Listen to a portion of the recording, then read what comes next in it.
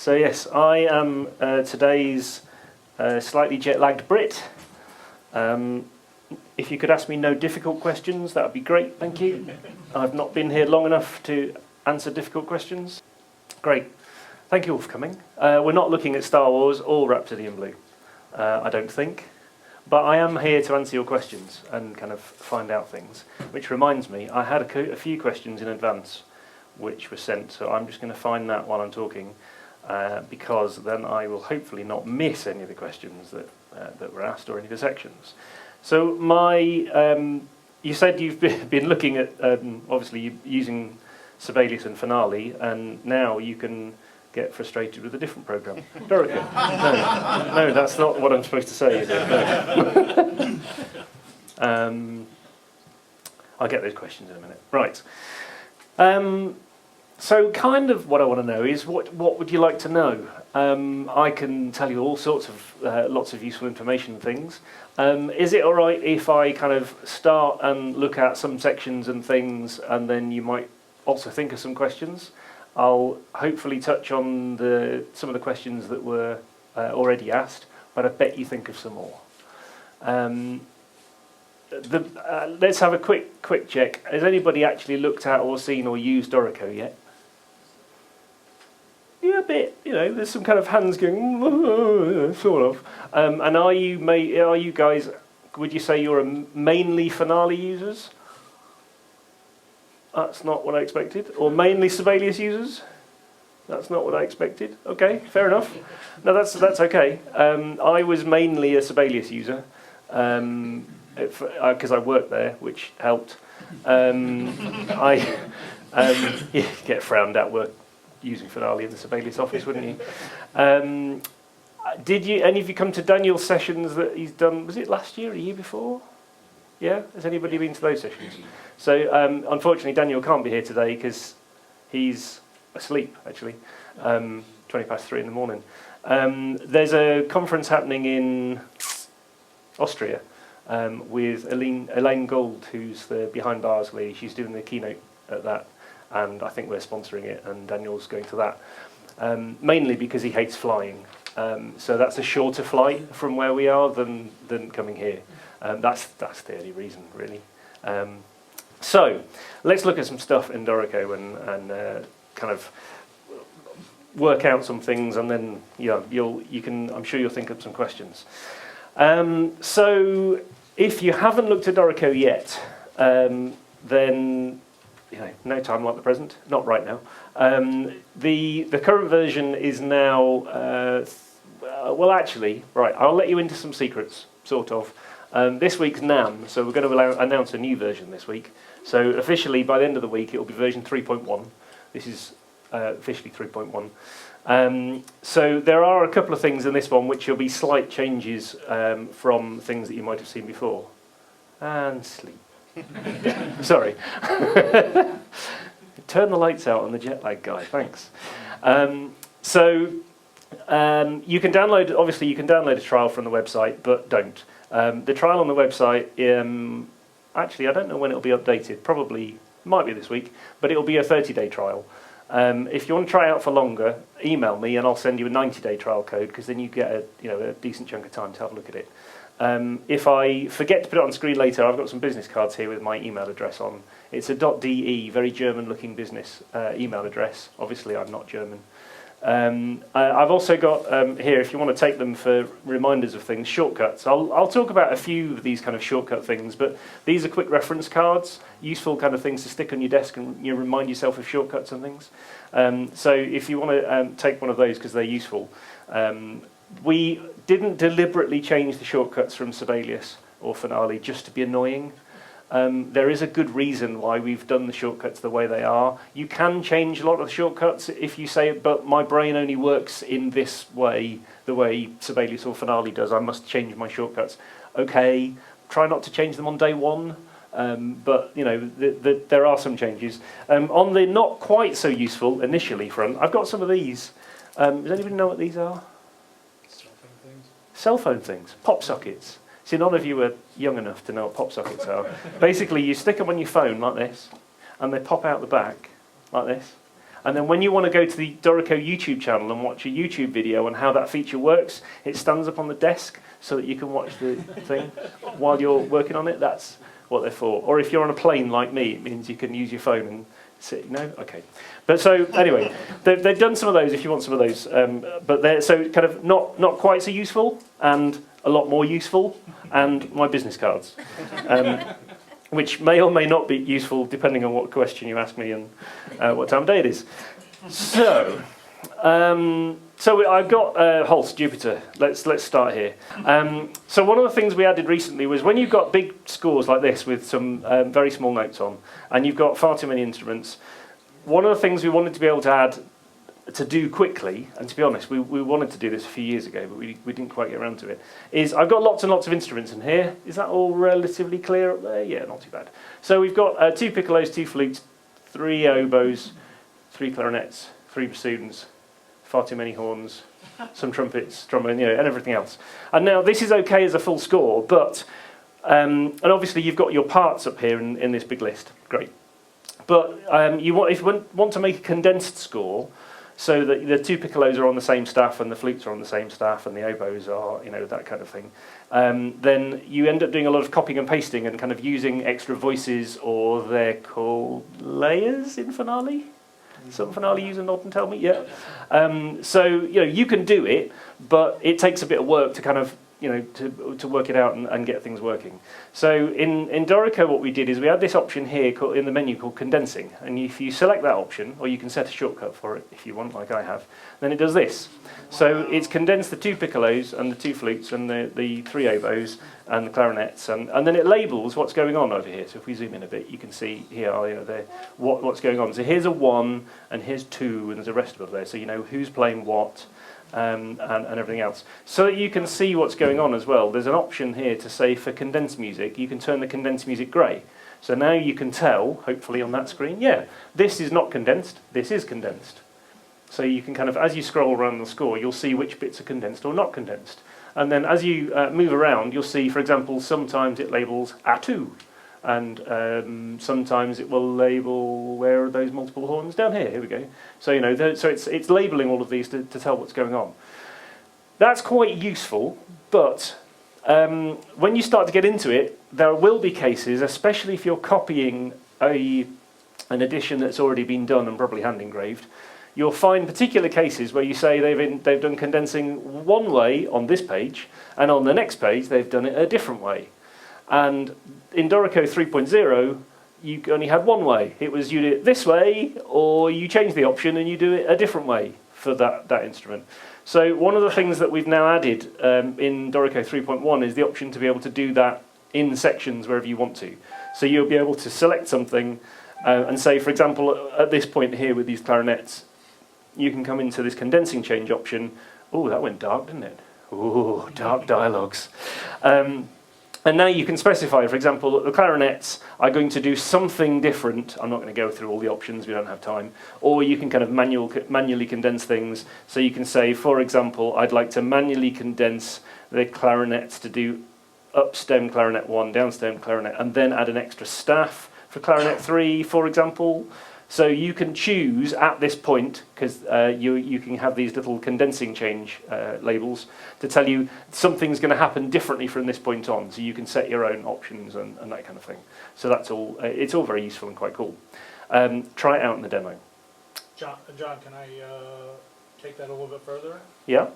So one of the things since we're studying scores at the Academy of Scoring Arts, that we're thinking about doing is additional condensing. In other words, having all the woodwinds in the grand staff. Is that something that's doable?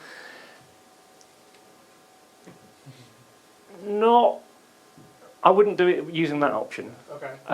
If you were going to do that, I'd probably use the reduce option instead. Okay. And do it manually. Because that's more kind of a studying type thing, right, rather than making the score look right and everything else. Because if we did it automated, because it does all the labelling and everything else, you end up with an awful lot of labels around not very many notes, yeah, and it would probably get a bit messy. So, and also at the moment, what this does, and you can specify things. So you can say, for example, when you're doing condensing, do you want custom condensing groups? but it's not really designed to kind of add, you know, all of the woodwind 10 players all down to something. Well, the other thing I was going to ask is about note coloring. If there's a possibility. Yeah, and at the moment, when it condenses, it doesn't colour them separately to say this is what this one is and this is what this one is. It'll only put, you know, the ATU labels in, all that kind of thing. But if you're to do it, using the reduce option, could you colour it manually? It's not really probably as automated as you'd want for doing that particular thing. I think ideally we'd have for version 3.2. Yeah, maybe. I'm not sure. I mean, so the kind of thing I do is you take a range. So, for example, you can take, you know, in fact, we'll just take a load of these bits. We'll take all of these. So you can take, you know, a range of anything that's going on. And if we had an extra staff, which we don't, so let's add one. Let's say we're going to reduce it down to a piano, and the piano is going to sit somewhere around here underneath the winds. Here he is. So if we take all of those, and I've copied them, so you can then use one of the paste special options is reduce. So you can reduce it down to a piano staff that way. But because it's effectively a clever copy and paste, it doesn't know that this note, for example, is exactly this note. Right. So any manual colouring you've done here wouldn't apply here. The other way potentially of doing it is using the cues feature. But again, that's not really designed normally for that many instruments, but depending on how many instruments and what you're doing at the time. Okay. So in fact, let's look at cues next. Now I've made a mess of this score. Let's get rid of this one and do another one. Sorry, very quickly, before I forget, I wanted to look at my screen dimensions have changed and I've got a mess of files. Somewhere on this desktop is a folder I was looking for. Let's guess it's not that one. It's not that one. It's... God, I never do this live. It's not that one. You could just do it in list view? Yeah, but that's not as much fun, is it? One of these had this one. Let's try this one. I'll grab my water for a second when I pull the laptop off the desk. Can I get the cable to on? Yes. So this was a quick example of when it's condensing, what's going to happen, just as a kind of, you know, quick, so you can see it. So if all three flutes are playing the same thing, then when it condenses, you'll get something like this. If three instruments or more were playing this, so they're playing different pitches, but they've got the same rhythm, then it will condense more like this.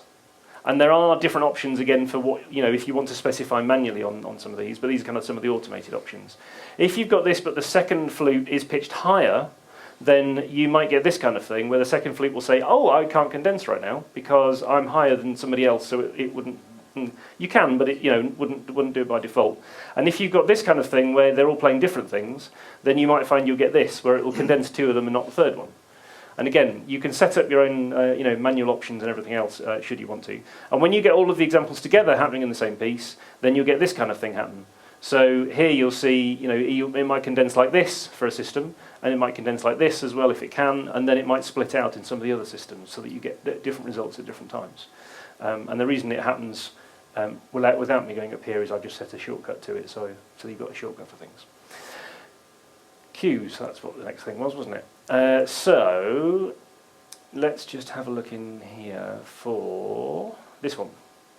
So orchestral cues, so people who haven't been playing for a while and might have fallen asleep. We thought what would be useful is to have an option where Dorico could suggest where you might want some cues and things to happen. So there's a little ear symbol over here on the right hand side, and it opens this panel. So what's going on in here is Dorico says find all the people who've been resting for, now the default is 30 seconds, but you can change that if you want to, and you can just say update. So it's going to go through the score, and here's a list now. So for example here, or here, it will find the people who might need a cue, and it's labelling them in red. Now the developers had a bit too much time on their hands at this point. When you zoom in, it goes slightly less red, slightly more red, so that you can see them. We don't have this kind of time anymore for these kind of features. So you can tell. But so down here, it's kind of highlighting various bits, so you can find a particular section. So for example, here it says the viola is in bar 277. It will find the cue. And then it's also telling you the other people who are playing at that point, so who you might be able to cue from. So let's go to bar 277, and we can find here is the violas, and there's a section here, look, where they haven't been playing. So if they've fallen asleep, let's give them a cue. So what I'm going to do is highlight a section. I'm going to take maybe this violin 1 cue here, I think. So I'm going to highlight these bars. There is a button, but I'm going to use a shortcut, which is Shift-U for cues. And then I can start typing the instrument. So I'm going to say violin 1.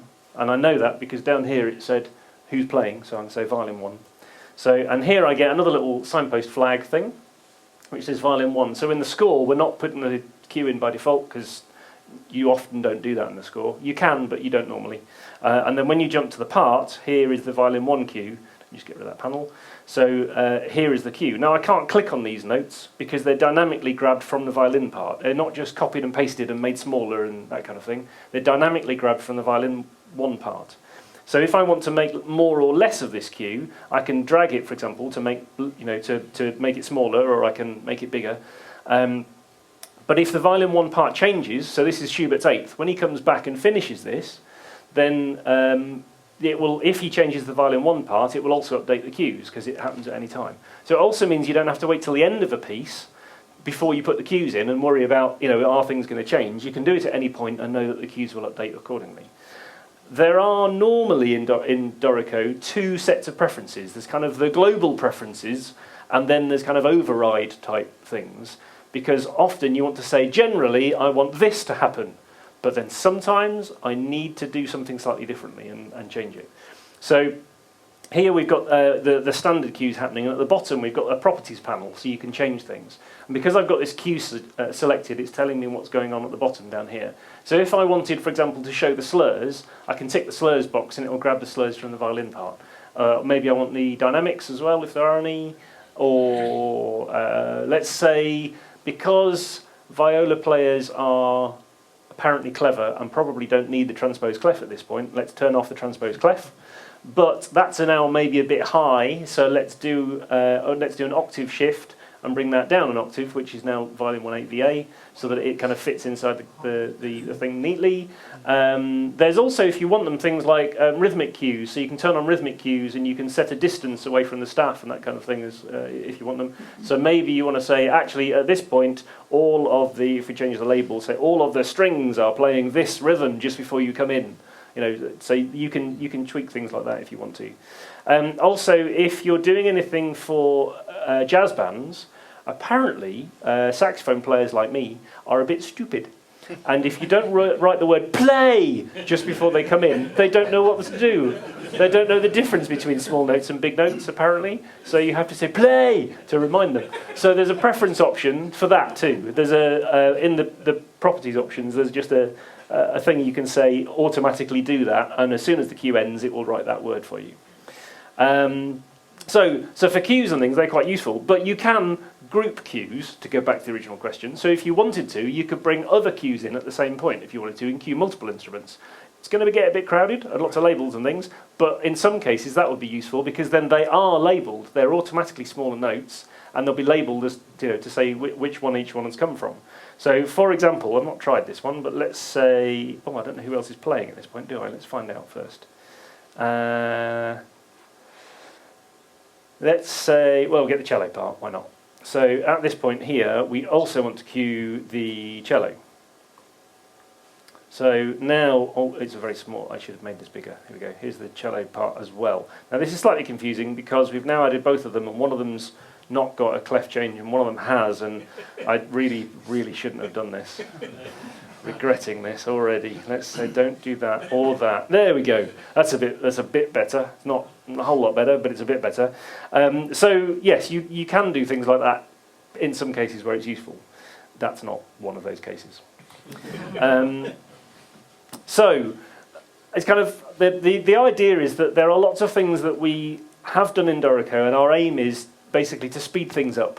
There's one of the taglines they use online at the moment in lots of the marketing stuff is about basically, speeding things up, making things quicker. So it's more time for music, so that you have more time for getting, actually creating music as opposed to sitting in front of the computer manually moving things around. And there are lots of things in Dorico that are designed that way because we're trying to now make the computer be a bit cleverer about how things work so that you don't have to spend as much time tweaking things. So since most people haven't looked at Dorico very much, I'm going to start a new project right from the beginning. Is that all right? And kind of go through some of those things because I think that might be useful. So here is a blank new project. Sorry, it's a bit dark for a minute. It'll get brighter when I add some instruments. So a new project in Dorico has solo players, section players, or ensembles at the beginning. It says, which one do you want to add? So we start talking about the players, not the instruments. Because solo players might have more than one instrument. They might be doubling. So for example, if I add a flute in here, then a solo player, I can also give them something else. So I could say maybe I give them a clarinet, for example. So now I have a flute and clarinet player who's holding two instruments. I can also add other instruments, so let's have a piano, and actually let's add a drum kit because they're a bit different, and I might remember to talk about it then.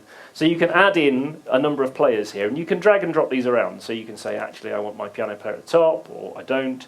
You'll notice I'm only seeing the flute at the moment. That's because it's the first instrument that player is playing. So if you drag and drop these around, I know my clarinet is now at the top, so that's the first instrument they're playing. If you write a piece of music and then decide that actually the player you're giving it to can't double on flute and clarinet, and you need a new player, you can add a new player at any point and drag the clarinet to the new player, and then you get a new part for them, and you can resort the list and all that kind of stuff if that's useful. We'll look at that example with some music in it in a minute. So we've got my players on the left-hand side. I've also got the layouts on the right. So this is your score and parts, basically. And you can make other layouts if you want to. Dorico's making a layout each time I need one, but if you want to make other layouts, you can do. There's also flows at the bottom, which is a deliberately ambiguous word, and every time we translate Dorico into another language, it becomes slightly more difficult to work out how we can get a word that, I think it's in French it's now blocks or something, which isn't quite what we intended, but that's the best one that seems to work. Flows are basically, think of it as if you're doing multiple movements in the same file, then it's a new movement. That's the easiest way to think about it. So if I press plus here, I get two flows. So if I just zoom out a bit here, I've got flow 1 and flow 2. Okay? They don't have to have the same instruments in, so maybe there's no drums in flow 2, but there is in flow 1. You select the flow, untick the instrument you don't want. So you can have different instruments in different flows. You can also, at any point, duplicate flows. So you can right-click on a flow, and you can duplicate the flow. So if you like the direction a piece is going in, but might want to kind of almost like take a copy of that, and then take something in a different version, instead of making an entirely new file, you can just make a new flow in the same project. You can also do things like import and export flows. So if you're working with somebody else, and you're working on movement 2 and they're working on movement 1, they can send you their file and you can import their flow into your file, or vice versa. So they can be used for all sorts of things. Are there any teachers in the room? No? One. Oh, sorry, you seem to be on your own today.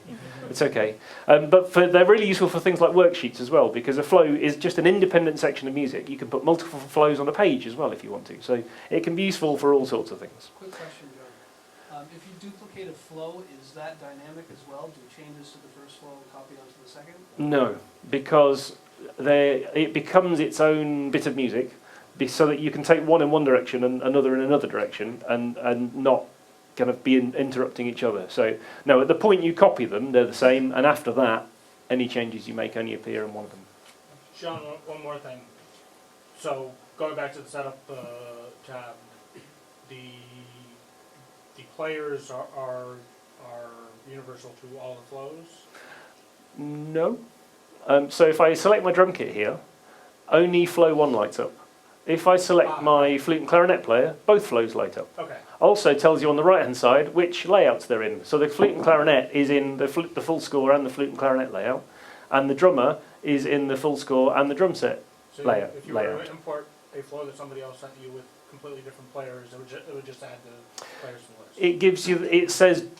It gives you a choice. It says, do you want us to merge the players where possible, or to create a completely new set? So you get the choice of, do you want a completely Yeah, a complete new set of players, or kind of interleaved and added the new ones if it's lost some. You can also add groups down here. So if you want to make groups of players, you can do that. And if you're doing the same kind of thing with MIDI files, because you can import MIDI into a project as well, there's also an option to say, when I import the MIDI, I know most of it's going to be useless rubbish. So add a bunch of players at the bottom, stick them in their own group, and don't bother creating a bunch of parts for them, because I'm going to be copying and pasting the stuff out of it anyway. So there's things like that as well, that you can kind of segregate people and say, these are MIDI people, we don't like them. But where useful, add them into the top section. So yeah, so it gives you a choice when you've got different players. Very quickly, Mac users, PC users. Okay, interesting split, but no, it's different every time. It's odd. So I'm using a Mac, but it doesn't really matter what you're using. But some of the things for the shortcut wise, for example, on a Mac we've got these 5 modes at the top: set up, write, engrave, play, and print. Sorry, on a Mac and a PC they're there. But on the Mac the shortcuts are Command 1, for example, and Command 2. So it's Control 1 and Control 2 on a PC. So there's very slight differences on that, but most of the rest of the shortcuts are the same. When you're inputting music and that kind of thing, we only give you 1 beat rest by default, because some programs will put you in C and 4/4 by default, and especially in education, all the students just kind of write all the pieces in C and 4/4, because all music's in C and 4/4, right? Because that's what the program told me. So I'm just filling in the gaps, filling in the dots, literally. At 120 BPM. At 120 BPM. Oh, actually, we're at 120. I think some programs might be at 100 BPM. They're slightly slower in some ways. Yeah, we're built for speed, definitely. Yeah. But also it's because Dorico starts with an open meter concept, really. So we can't add a bar until we know what it's going to be in. So all of the things down the right-hand side, all these buttons, now, and these can be panels that you can pop out at any point with things like clefs and key signatures and time signatures and things in. But I tend to use a lot of shortcuts for those, and a lot of them are shift. In fact, they're all shift something. So this is where these cards come in useful, because it tells you things like what the modes are, so command 1, 2, 3, 4, 5. And on the back, it tells you what the all of the shortcuts are for these things down the right-hand side. So, for example, if you want to use some sort of meter, Shift M for meter, and you get this little thing called a popover. We use popovers a lot. They're really useful, not the first time you use them. Because the first time you go, great, what do I type in that? It doesn't say. It says 3/4. Do I need to type 3/4? Not necessarily. If you type, for example, 4/4, then you're in 4/4. If you type 3/4, you're in 3/4. If you type 7/8, you're in 7/8. So they are really useful things to put things in. However, you can also say, I'd like 2 + 2 + 3/8, please. And it says, OK, 2 + 2 + 3/8. So you can type all sorts of things into the popovers. On the Steinberg.help website, there's a PDF file which looks a bit like this, which has all the things you can type into popovers for bars and bar lines and clefs and dynamics and fingering and holds, and I'll get there in a minute. Time signatures, here we go. So there's all sorts of things. Let me make this bigger. Here we go. There's all sorts of things you can put into these this popover for things that you can type into it. Dorico is built for speed, but there's kind of a few things that you'll learn as you go, oh yeah, I can use that, and and I can type that, and there often is a clever thing you can type in there. However, I'm not going to write the music in that today. I'm going to go 4/4. I'm going to use the Shift B popover, and I'm going to say 23, which will give me 23 extra bars. So I've got some bars. I can use the Shift T popover, and I could type, for example, you can start typing anything you like into here, and it will come up with some suggestions. You can also do, for example, Q equals 132, where Q equals quarter note. You can do things like, well, actually, we'll do dynamics in a second, but let's enter some notes first. That would make sense, wouldn't it? So I've double-clicked on the staff to get this line, which we call a caret line. Now, interestingly, it's not as orange as I expected. It's very orange on my screen, so it's supposed to be orange, but it's You know, you'll see it when you get home. So note input wise, you've got the options you'd expect. So you can use the just the QWERTY keyboard if you want. So if you press A, you'll get an A. Great. Just for the people in the room who are going, God, yeah. It's nice sometimes not to. You can, when you move, use the arrow keys, for example. So there's a lot of Sibelius users here. So here's things that are going to annoy Sibelius users, and we didn't just do it deliberately. There is a good reason. So in Sibelius, let me just turn the caret line off. When you go left and right, you select notes. When you go up and down, it moves them diatonically. Yeah, because that's intuitive. Great. Yeah, left and right does one thing, and up and down does the other. Fantastic. So in Dorico, up and down moves you to the other staves. And left and right moves you, so it's move, it's always move. So if I go left and right, it's moving those. And if I go up and down, it would move to the flute or the piano staff. So you can also do, you can move them diatonically if you hold down Option or Alt, depending on how your computer's configured, which language you're in, and anything else. If you hold down Option, then I can move the note up and down. I can also move the note to the right. So I'm using Option left and right. So we've put the shortcuts together in ways that everything kind of makes sense in the way you use things. But it will annoy you as Sibelius users because you go left and right and you move notes up and down. Because I don't know why, it's not intuitive. And it's our own fault for teaching you that, apologies for that. But we can't do anything about that now. So, sorry. Can you just expand on that with the, I think it's Shift Option to extend? Yes, yeah, so there's a whole other things. So, well, the first is if you want octaves, so you can do Option with Command for octaves, great. And if you go too far, the staves move apart. That'd be nice, wouldn't it? Oh, can't go any higher, piano's not big enough. There you go. So, Dorico will do that kind of thing for you. If you, yeah, the other thing is when I move it to the right, it's moving along what we call the rhythm grid, which is this thing that appeared when I turned on my caret line. Yeah. So by default, this is in, I nearly said quavers. This is in eighth notes. Where am I? What day is it? The rhythm grid can be changed down here in the bottom corner, just out of interest. So if you want the shorter value than eighth notes, 16th notes, then you can select them from here. And if you want quarter notes or anything else, then you can change the rhythm grid so that you can move using Alt or Option along the rhythm grid. You can also extend notes along the rhythm grid. So when you're in Microsoft Word and you click somewhere and you want to extend the selection, you use Shift. So if you use Shift with Option, then you can make the note longer or shorter along the rhythm grid. So I very rarely bother entering tied notes or rests these days. So if I'm in this bar, for example, I can enter a note wherever I like because I can see where I am on the rhythm grid. So if I want to put a note in there, I can. If I want to make it longer, I can extend it. If I want to extend it further, I can. And Dorico says, oh, depending on where it is in the bar and what else is going on in that bar, depends on whether that should be tied, an eighth tied to a quarter or a dotted quarter. Oh, keeping up. Wait till I get to demi, hemi, semi-quavers, which aren't called that, they're called hemi, demi, semi-quavers. Another question, Bill. Can you extend, is there a key command to extend to the end of the bar? No.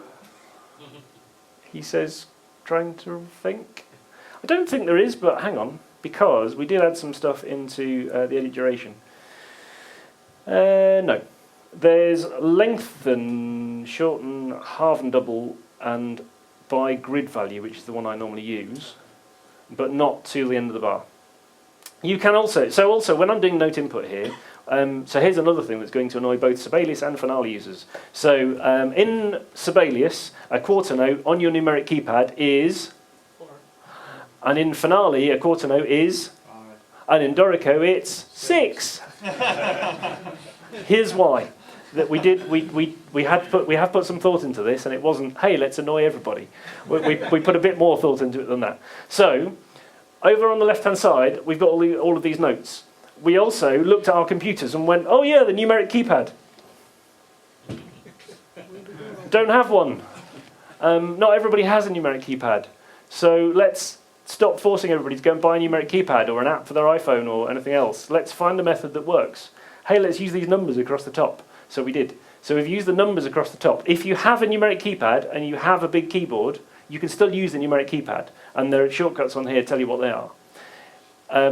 By default, we said, right, if we're going to use the numbers across the top, where a big number is a big duration and a little number is a little duration, then we should probably start with the thing you call double whole note, that I don't call double whole note. And then we should go whole note, half note, and keep going. So if you do that, and you start with 9 being double whole note, and 8 being whole note, then 7 is half, and 6 is where we ended up with quarter note. Apologies.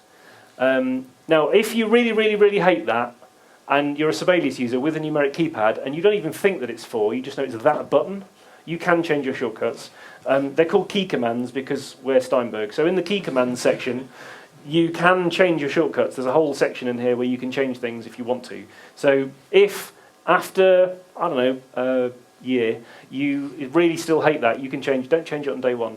Then you can change those. But it does make sense. So the idea is that you can touch type as well. If you're on an 8th note and you go to the right, even without looking, you know that it's a bigger duration than the one you were on. So it does make sense. John, clear at the top when you put the Q equals 132, can you put also a word in there like swing or like something? Yeah. Or are you typing in? Yeah. You can say 132 swing? Yeah, you can do. Yeah, you can type all sorts of things. You can also say 6 equals 132, because 6 means... but you can also say, confuse people and put anything you like in there.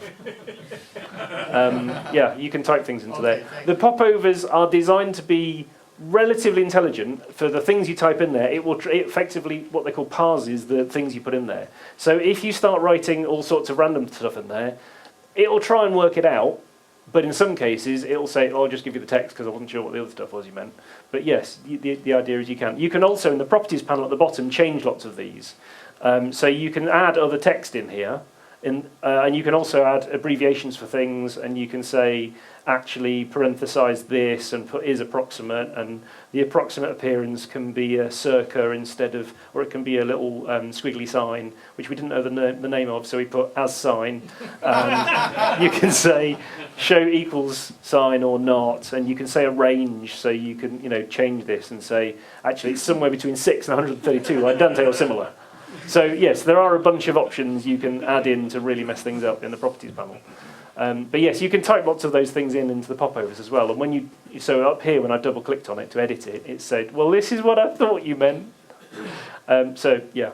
How are you opening the properties panel? Magic. Oh, okay. So the command 1, 2, 3, 4, 5 is these buttons up here, so that you can switch modes. Command 6 shows and hides this top set panel. Command 7 is the one on the left. 8's the one at the bottom, which is the properties panel, so Command 8 or Control 8, and 9 is this one on the right-hand side. So there's also, if you have a bunch of them open, you can use 0 to show and hide lots of them all at the same time, Command 0. And the idea was that most of the time, when you've got the hang of the program, you want to get rid of those things because they're in the way and you're not actually using them very much. So the idea was to give as much screen real estate space to the music in the middle, and probably then using popovers and things to interact with things. But you can bring these in at any point. And when you switch modes, there are panels in all of the modes, and you can choose which ones you want or don't want in each mode as well. So same shortcuts for all those. And for people who really like using a mouse, anybody willing to admit they really like using a mouse? Yeah, I'll shoot you later. There are these little arrows. So there's a little arrow here, and you can hide and show this panel. And there's one at the bottom down here, and you can show and hide with this one. If you're using something like a Microsoft Surface, I kind of understand why you'd do that, because the keyboard isn't necessarily useful. I mean, there all the time. So there's a little arrow down here as well, so you can show and hide this one. So you can use a mouse with some of those as well if you want to.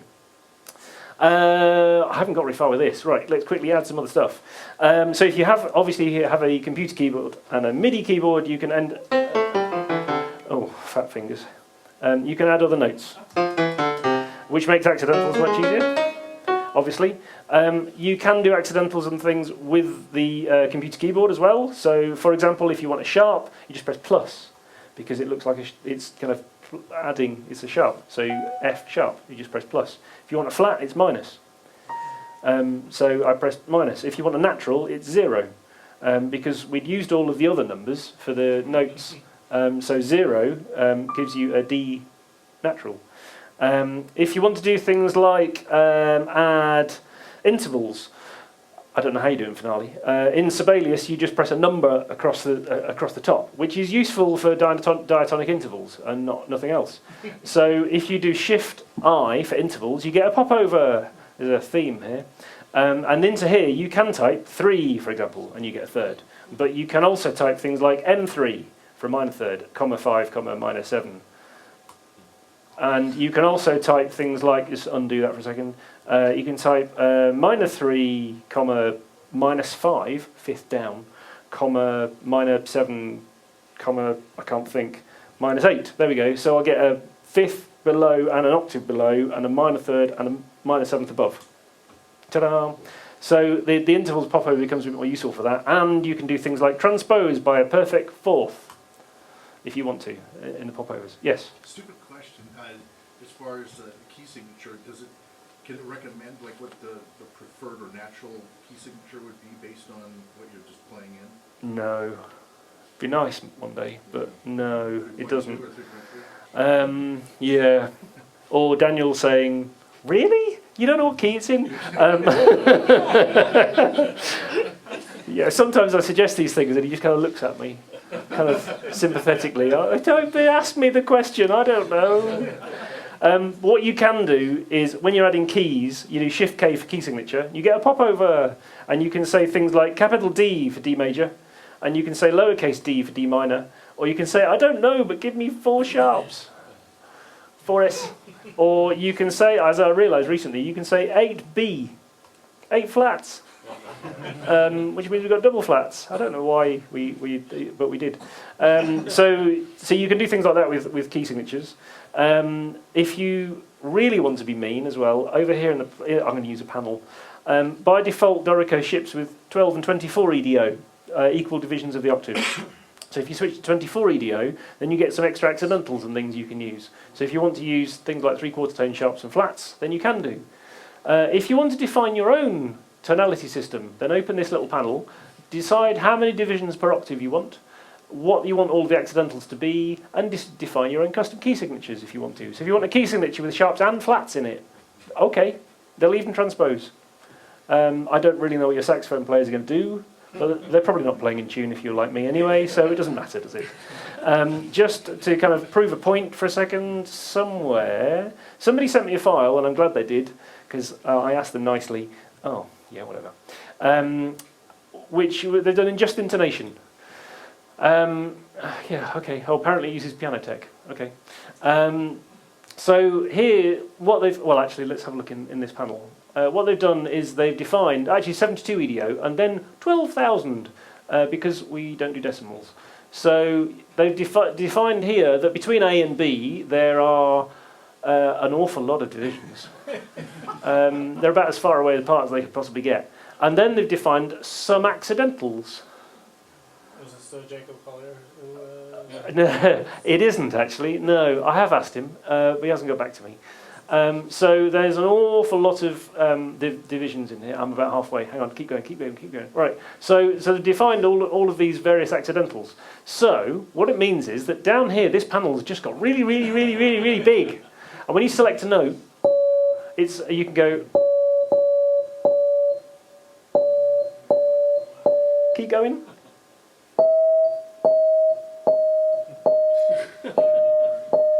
Who's going, please stop it? And they all play back, which is possibly slightly annoying, but there you go. So if you press play,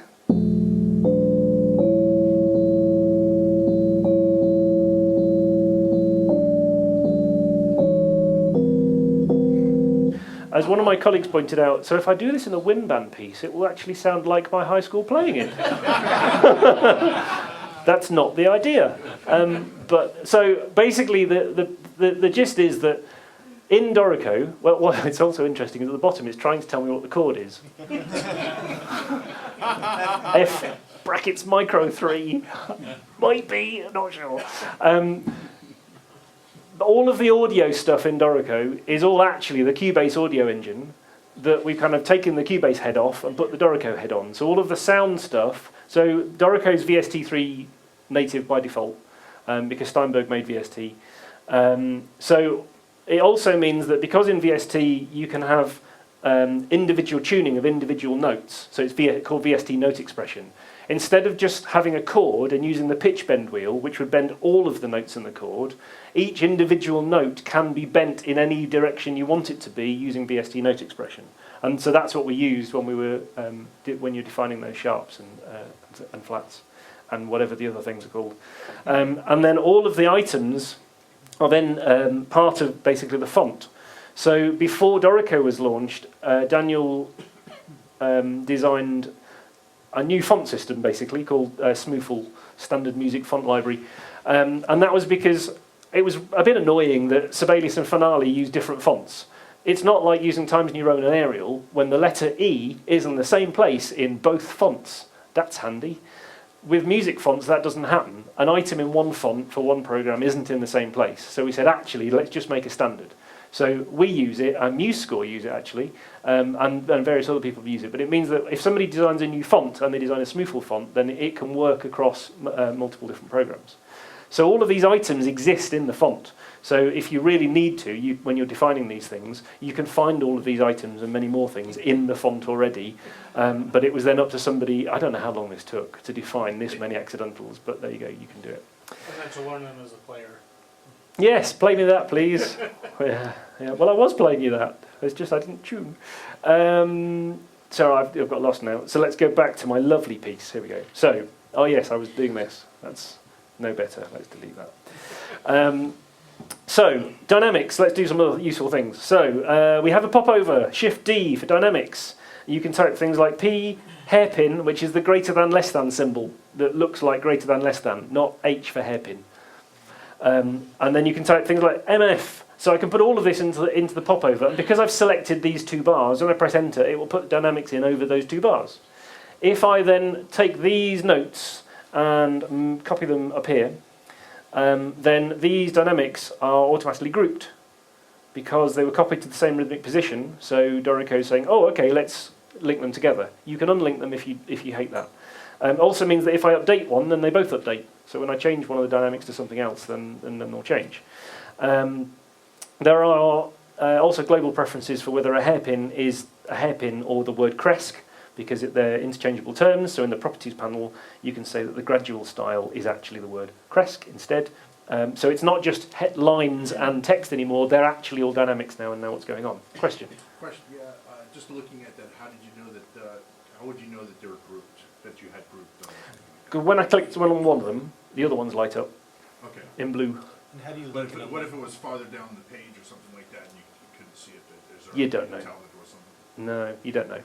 How do you link and unlink things that you've done that to? You can. There is a property to say generally what do you want to happen, and if you want to override individual cases, then you can right-click and do dynamics, and there's ungrouping and unlinking. So you can basically, because I've entered them all at the same time, they've got grouped together, and they're also linked to the other parts. So you can kind of ungroup and unlink depending on which bits you need. Let me put that one back for a second. When you've got things like more instruments, which I don't have, all right, I'll delete them. In fact, yeah, let's delete all of these for a minute. If you add, and that one. If you were doing them over multiple staves, then you can select multiple staves. When you do the popover and add the same kind of thing, this is quite boring, isn't it? Oh well, never mind. Then you can add dynamics over multiple staves. If you're a Sibelius user, you're used to kind of clicking on things and dragging them. You see the dynamics are moving to sit underneath the right note. So if I drag this, it's kind of moving to the right note head to try and sit in the right place. They'll also get out of the way if the notes get too low or too high and that kind of thing, which is nice. So do these. But the flow head is getting in the way at the moment. We'll remove that later. The idea is that you shouldn't need to click and drag things as much. We did make it really easy to click and drag things in Sibelius, possibly a little too easy. but also Sibelius doesn't get enough things in the right places for you, so you have to drag things. So you've become accustomed to moving things and dragging things around. Stop it. In Dorico, ideally, let Dorico do it for you. You don't need to. So much so that actually, when I click on this, like I said, if I move it, it's only jumping to each note head. If I want to move it slightly, if I want to change the aperture of the hairpin and that kind of thing, then there isn't a way of doing that in here. What you need to do is switch to engrave mode. In engrave mode, you get aperture control on your hairpins. You can adjust the ends of these hairpins. You can graphically change things, so move the dynamics slightly if you want to. So you've got write mode, which is you as a composer, and then you've got engrave mode, which is you as a publisher, or when you give the music to your publisher, because you all have publishers. Right? So it's kind of the writing music, thinking musically, and the engraving, the graphical changes to things you're making. And that's why there are two modes. You will find you spend time switching, with the shortcut, hopefully, Command 2 and 3, between write mode and engrave mode when you want to change things. But the reason it's slightly separate is that actually, in a lot of cases, you don't need to move things around too much, and that you can just get on with writing the music and let Dorico sort some of the things out for you. But in engrave mode, while we're here, you also see these boxes. So there's some green boxes at the top, and there's a blue box where the music sits. So in here, what we have are frames. So I'm going to use my little frame tool over here on the left-hand side, and if I select this frame here, then I get these little boxes around the edge so that I can move this frame. So I can select one of these items, I can click and drag it, or I can move it, it doesn't matter which way you want to move it. So I can move this frame. So if I say, let's make it really short and put it there on the page. The music is constrained, it has to sit inside one of those blue music frames. And then the music flows, there's a reason why they're called flows. It flows onto the next page. Because it's run out of space in this one. You can, in some cases, squish it up so much that it will try and fit and fail. But where there's enough space, then it's going to try and make things fit in that frame. You've got these green frames which are for text, and there are tokens as well. So when you double click up here, it says project title, and you have all these funky controls for the fonts and things. But they would be kind of overriding things because there is already a title option here, which is the paragraph style for titles. Ideally, you would go to the file menu and you would go to project info and you would enter the flow information or the project information in here for what all of these things are called. So this can be called what day is it? Tuesday. Monday was a long day yesterday. It had an extra 8 hours in it. So here's my Tuesday project and the first idea. So it'll update those automatically. Again, on Steinberg.help, there is another file called tokens with a whole bunch of tokens and things you can put in. They're effectively wildcards if you're a Sibelius user. You can also do things like, say, I want a graphic. So if I grab a graphics frame and draw a pinky purple box and double click in there, I can add a graphic. Maybe not. Let's have that one. Here is a picture of Cubase running on an Atari ST. It was 30 years of Cubase last year, so somebody got out an old Atari ST, and we found the installers for Cubase, and we put it on it, and we ran a project in there and the new version on a laptop, just for fun.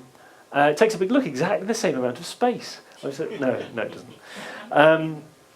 And the screens are exactly the same size. No, they're not. So you can add graphics and move them around and anything else. So you have desktop publishing control over these items. The idea is that you don't have to export everything into InDesign or something when you want to do a lot of these things. You can actually keep them all in here because this is still music. If I'm in engrave mode and I double click on a staff over here, it jumps me back into write mode and I can keep entering music. If I've missed out something in here, I can press I for insert, and I get these little chevrons at the top and the bottom, and I can now say, actually, in here, I'd like to insert some more notes, and it will push all of the others out the way. It's like using Microsoft Word. When you've made a mistake and missed out a letter, you just click in the middle of the word and type in the new letter, and it pushes everything else out the way. So I can keep typing, or I can press backspace and go back if I've added too many notes, and it will sort out everything else. And Dorico knows that this is a note of length, crotchet, quarter note. So it knows how long that note is, and depending on where it sits in the bar, it will work out should it be tied or not or anything else. You can also do things like say, oh, these notes, oh yeah, I meant those to be triplets. It's a lot. it's a bit too concrete in some programs, and we wanted to make sure things were much more flexible, much more like using a word processor. You can just start with a 12-tone note row. So let's go to Flow 2 and say, here, actually, let's do it this way. In Flow 2, let's say, here is a 12-tone note row. 3, 4, 12. And then say, right, that's going to be shorter, and that one's going to be longer, and that one's going to be really short, and these three are going to be triplets, and then this is going to be in, I don't know, 3/4 with half a beat pickup. There you go. And then you go, yeah, that didn't work. That one needs to be longer. There we go. You can change things later on. There's no penalties for adding things in at the beginning and then deciding, actually, this note should be slightly shorter or slightly longer. It really, it doesn't matter. And that's because underlying, as I said, it's using effectively the idea that it's open meter. So let me just reset this page because I'd like to see the music again. If on this one you said actually, the piano needs to be in 3/4 in the right hand and 4/4 in the left hand, so the bar lines don't add up. And in at this point here, he then would be really mean and we say you want to go to 7/8 there, and then from this point we want to put you in F minor. You can change your mind later on, and it's flexible enough to work out, okay, just from this point, that's what's going on. Because underneath all of this, there's also effectively this sequencer mode, which is saying, okay, so when you want to change things here, I've just noticed in my time up here, there's a little time option that says andante or similar. Yeah, forgot about that. So here we've got the same notes that we entered, but it's showing it in a sequencer type mode. So the idea here is that if you want this note to play slightly longer but notate exactly as it was, you can drag this to the right, so now it overlaps with this note, but notation doesn't change. It just plays slightly longer. Or you can say, actually, this note and this note I want to change, or whichever ones you selected, you can change in the top left corner to notated durations. And you can say this note, make it slightly shorter. And this note here, make this one slightly shorter. And now it's changing the notated durations, so it is changing the score as well. So you've got control both ways. If you had multiple monitors, and I tried to set it up earlier, but it didn't want to work and mirror. So if you have multiple monitors, you can set up both at the same time. So you can say, actually, here is the score, and I'm going to put this in a new window for a second. So I've got the score twice now. So put this one in play mode, and put that, I see. I had a tool to do this in a clever way, and it's, there we go. Put this one up here. Right, so now I've got this note here, and I can see it at both ends. So when I select them in either way around and make changes to things, you can say I'm seeing both at the same time. So you can have one open in play mode, one screen open in play mode, and one screen open in write mode if you want to, and be tweaking sounds and things as you go. You can also say, let me close that on for a second. You can also say in here that you've got your dynamics lane. So here you can see what's going on with the dynamics. So it starts P and it's crescendoing up to MP. If you said at this point instead it does FP, for example, if that would delete that one, if that would delete all of these, it'll be clearer, we can see what's going on. So we put an FP in here, so Dorico says, okay, so we start this dynamic and then instantly drop at this point. And you can tweak these points, so you can say, drop further please, or actually, bizarrely get louder. You've got a dynamics control. You've also got a velocity editor in here if you want to control the velocities. If you import a MIDI file, you'll get your note velocities. You'll also get your live start positions for these notes. So you can drag these around in here along the rhythm grid. But if you make your rhythm grid really small, then you can tweak these and move notes slightly if you want to. And if you do this when you're in this mode, then you can make the notes start slightly early, but notate exactly bang on the money. So you've got those controls. If you're importing a MIDI file, then you can have things playing with a live feel. If you've used a metronome to play the stuff in, there's a record button at the top. If you've got a MIDI keyboard and you're recording the stuff in, then you can do it that way where you'll see the offsets where all of the notes actually start and end, but they can notate cleanly if you want them There's a question somewhere. Yeah, along those lines, well, I guess, oh yeah, all right. Along those lines, you said, you mentioned when you import MIDI, it's usually rubbish. Are there workflows, maybe within the sequencer view that allow you to clean up in a Yep. In kind of a bit of both, actually. So also in play mode, while I'm thinking about it, there's a controller lane down here. So you can choose which MIDI controller you want to change. So let's say we want one, and there's a pencil tool, and you can draw in things.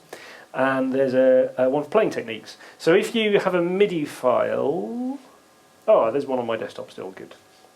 Let's drag this one in. You can say in your MIDI import options, what do you want to do with this file if you want? And there are quantize options if you want to use them. Press OK. Probably should have checked the quantize options first, but never mind. Let's see what it gives me. So you can import the file. Interesting. I don't know why that one's quite so low, but there you go. And then you can decide later on what you want some of these things to be. So actually, why did I get on with quite so low? Yeah, it is, but it normally isn't. Anyway, it doesn't matter. So we'll put that in the bass clef. And these ones actually, they're a bit too low for me anyway, so I'm going to bump them up a minute. You can also see in here that what we've got, apart from the red notes, which I'm just going to turn off for a second. I don't care if they're out of range right now. Because when I imported these, I'm getting kind of clusters of notes because it was on 8th note by the looks of it when I imported it. But in play mode for my fretless bass, you can see all the individual notes. So you kind of get a difference there between the MIDI that's imported. So what you can say to Dorico is, grab all of these notes, you can select one or more notes, and you can then go to re-quantize on the selections of notes and say, actually re-quantize those as something else, please. So, and what it does at that point is basically we go back to play mode, we say just give us those again, and we re-quantize the display at this end so that you can just change those. If we have a look, I think, we've got some... MIDI information has not changed. It's just... The MIDI information hasn't changed, it's just we're quantizing the score and how it looks. So if we do the same, for example, with the drum part, then we'll just select it all the way to the end. So if I just select to end of flow on the drum part, and do the same, we can re-quantize the drum part in 16ths and get this. So this kind of stuff will then play and look how we want it to. But we're not changing the MIDI data at this end. So in play mode, you can still tweak some of that if you want to tweak any of those. There's also some neat things like, let's use this bass part again. So let's say now we've re-quantized these, we've actually got lots of note rest, which we don't want either. So on this section of music here, in the write mode, for edit duration, we can say extend to next note. So basically remove all those rests, please. Again, the MIDI data hasn't changed, we're just tidying up how it looks at this end. You've also got, if I can find any... John, just one question about that. What happens if you change, say, the pitch of one of those notes? Is it then going to... It doesn't change anything else, it just changes the pitch of the note, but it's got the same start duration and the same length. And so, yeah, it doesn't change anything else. There's also, if you see if there are any in this file, no, it's not complicated enough. I might have to get another one. I'm going to use... Oh, actually, let's see what happens with this bit if we re-quantize that. No, useless. So I'm just going to look for another file for a second because... Ah, yes. I grabbed one earlier from... There's only 1,000 files in here. Let's have this one. I noticed ABBA is in there. Interesting. So let's import this one for some other kind of cleanup type things. Yeah, this one will do. Right, so, by the way, all of these extra signposts, I've got a little shortcut to turn those off because I didn't want them. This kind of flow label, yeah, I don't want that right now either, so I'm just going to go flows, never, don't show me the title. There's only one flow, I don't care. So, if we're tidying up this kind of thing, now this is a MIDI file where, for some reason, they've put piano right and piano left, and we've imported it onto a grand staff because we think we need to. That's not going to be at all useful. This is only for one piano, this piece. So there's a few other MIDI cleanup things which are kind of useful. One is, if you take a bunch of notes, you can move them from one staff to another. So there's a move command, so you can say move up, so I've just moved them up here. You can also then say, while they're selected, I'm going to move those into a different voice. So I'm going to make a new, if I know they need to be in that voice, no, that's fine, I'll move the other ones. So we'll take these notes, and we'll move them up to this staff, and then we'll move them up again, so they're in the same staff, and we'll put those in a different voice. So we'll put them into a new downstem voice. So that now we've got this voice and this voice, all on the same staff. And these pedal markings, which actually I'd also quite like, I'm going to copy and paste those up here as well. I don't need this many, but we'll use them for now. For this bit here, we've also got some bits where maybe they would be in another voice, but another neat option for some of these is you can say in edit duration, there's a shorten to next note. So basically, when you've got lots of overlaps of MIDI files, and you know, because often when you're playing stuff in, you need to do that to get it to sound correct, especially if you started in a DAW. So then, but in the notation, you don't want those overlaps, and in lots of cases, it can just make it look too complicated to try and figure out what's going on and which voices things need to be in. So if you use shorten to next note, it will just instantly tidy all that up, because it finds all the things that are overlaps and says, actually, let's just shorten those to make them all look neater. So this isn't exact yet, but I can actually tell what's going on now in the piano part, which is a lot more useful. So there's some things like that which can be useful just to tidy up MIDI files, and that's without, at the moment, using play mode. So play mode can also potentially be useful to tidy up some of these, should you want to, or to change the durations of some of these things and play with the MIDI as well. So there's a bunch of things like that. But some of the things that I really like when we're doing this kind of stuff is things like when you have a note that, I'm just trying to see if I can find an example. Let's say this one. If you want to move a note into the other staff, then you can do without kind of disrupting everything else. It was really annoying when I was trying to tidy stuff up in Sibelius. If you kind of select a note and alt-click it to copy it to the staff above, you never quite got it in quite the right place in the bar. And there wasn't just a move, just move this note there. It's in exactly the right place. It's just in the wrong staff, just please move it. And that kind of thing just was actually quite annoying. So we did this move command, which can be useful for all sorts of things. There's also things where, do I have enough notes? Don't know. I'll use the Schubert file instead. So let's say you're kind of trying things out with, between different instruments. Let's say we take this bit in the flute the flute bit, and this bit in the clarinets here. And we'll just take all of these. When you go to paste special, there's also a swap function. So it's like a double copy and paste. It takes both of them out, switches them around, and pastes them back in again. Which can be really useful to just say, how does this sound if I use the instruments the other way around? Which can be quite nice. And it doesn't have a default shortcut, but you can set one if you want to add a shortcut to it. So there's lots of really neat commands like that are useful. For Sibelius users in the room, by the way, you can still alt-click. So at least there's a shortcut that's the same. Actually, no, while I'm thinking about it, shortcuts that are the same. You can also use R. So if you've got something selected and you press R, you can repeat it. Here end the shortcuts that are the same. No, that's not quite true. But yeah, so there are some similarities with those. But there's a lot of kind of clever commands for that kind of thing. Now, there are more we can add. There's a few more that we've already thought of, but if you do think of any, then let me know. If there are things like, well, wouldn't it be useful if the computer could just do this? Because, for example, that shorten command to remove overlaps, we had sort of a slightly more complicated way of doing it that somebody come up with, and then we went, you know what, we could just have that as a function to do it all in one go. So, those kind of things we've kind of picked up from other users as well and said this would be kind of helpful.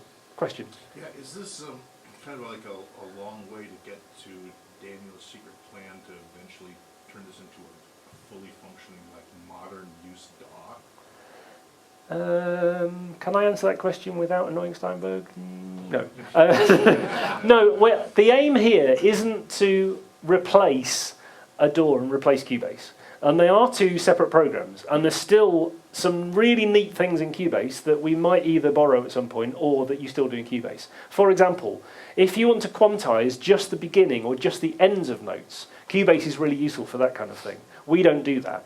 we're not really quantizing the MIDI data, we're quantizing the display version because that's what we're interested in here. So we don't really have a note quantize option for the MIDI data bit for playback. So there are things that way when the sound of things is important and you want to do those kind of commands that you would still use a DAW for. We don't have any audio tracks, so you can't add audio into Dorico or record audio and that kind of stuff either. So at least there are quite a number of things that you would still use them as separate programs for. The question then comes up of, so how do we integrate with Cubase? And there are some things that you can do between the two programs which are quite neat, but there are still a fair amount of things that we would like to be able to do that we haven't done yet. Internally we have this problem, of course, where they're two separate teams basically, and we need to align their product lines and everything else and work things out. There are lots of conversations happening, but I don't know which direction. Plus also the word integration is quite a big word. It means lots of different things for different people.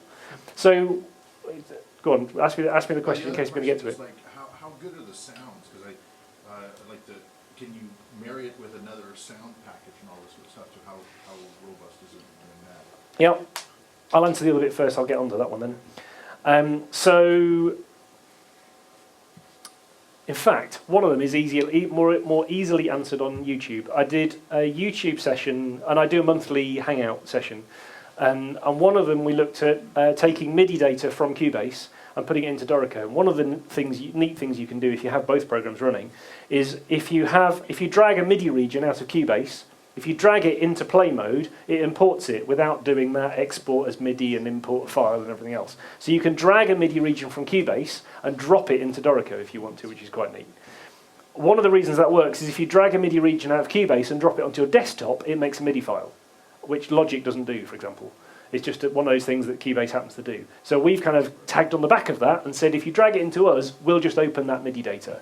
So if you want to kind of import lots of different bits into lots of different sections, that can sometimes be useful instead of importing everything all in one go and then moving things around that way. You can't at the moment, for example, use Rewire or anything like that to get both programs in sync. It would be nice, but also we don't know necessarily that with Cubase that we'd need to rely on Rewire with that because we use the same audio engine. So maybe we'll just try and think of a way of synchronizing the audio engines and running it that way. John, so I'm someone who composes in notation and then does everything else for sounds in Cubase. Yep. Does the workflow go that way easily? Yeah. So onto sounds, and then in play mode for sounds, there's a VST instrument rack on the right hand side, and in here, because we're a notation program, we load a load of sounds for you automatically. So when you switch a score, for example, this is going to load the sounds that you want in Halion, and you can tweak them. So here's the flute and the oboe, and you've also got a load section here, and you can edit the individual sounds if you want to and load in other sounds. There's also then a plus button at the bottom where you can add other items into your VST instrument rack. So if you have other sample libraries. One of the obvious ones is Note Performer. So if you go to the playback template option, there's a Note Performer playback template. So I know it's dark now, so nobody will know. Put your hands up if you use Note Performer. Okay, I won't tell anybody. So Note Performer it's quite a neat library because it sounds quite nice. But it's designed not to have to tweak things. So for people who just want some decent playback now, maybe I'll tweak it later. It's also quite a lightweight sample library. So, in fact, hang on, I had Star Wars. Let's try a bit of that. So, yes, we have our own sample library, but Note Performer, in fact, let me show you Note Performer for a second. Over here, Note Performer. Note Performer, it looks quite simple. You can do a bit with it, but what they've done automatically is that, for example, with the different flutes, they can pan them so that they sit in the correct place in the orchestra automatically. It's designed to load a lot of the things. It's also designed so that if you've got two people playing unison notes, then it won't phase against each other and you actually lose the notes altogether. They've tweaked a lot of things really nicely. They've also tweaked the families together with reverbs and things that will sound nice. Question? Yes. So if you are able, I'm assuming you can use your own music libraries? Yes. For this, and if you do, and you export the file, then will it automatically read the dynamics in your notation? Yes. Because if you do that, obviously in a DAW, it won't read the dynamics. You have to obviously fix all of that. But in your program, in Dorico, The audio export will have all the dynamics in it. it will Yes. actually have the dynamics with using sample libraries. Yeah.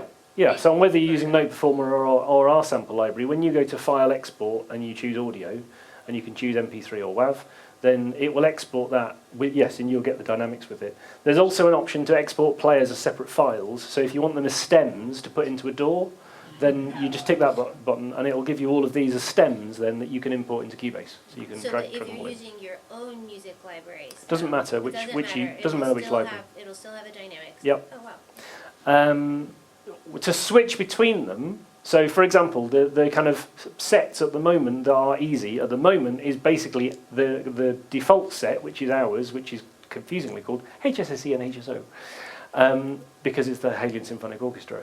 But you can switch to Note Performer and it will load the sounds automatically. So, quick example, Note Performer.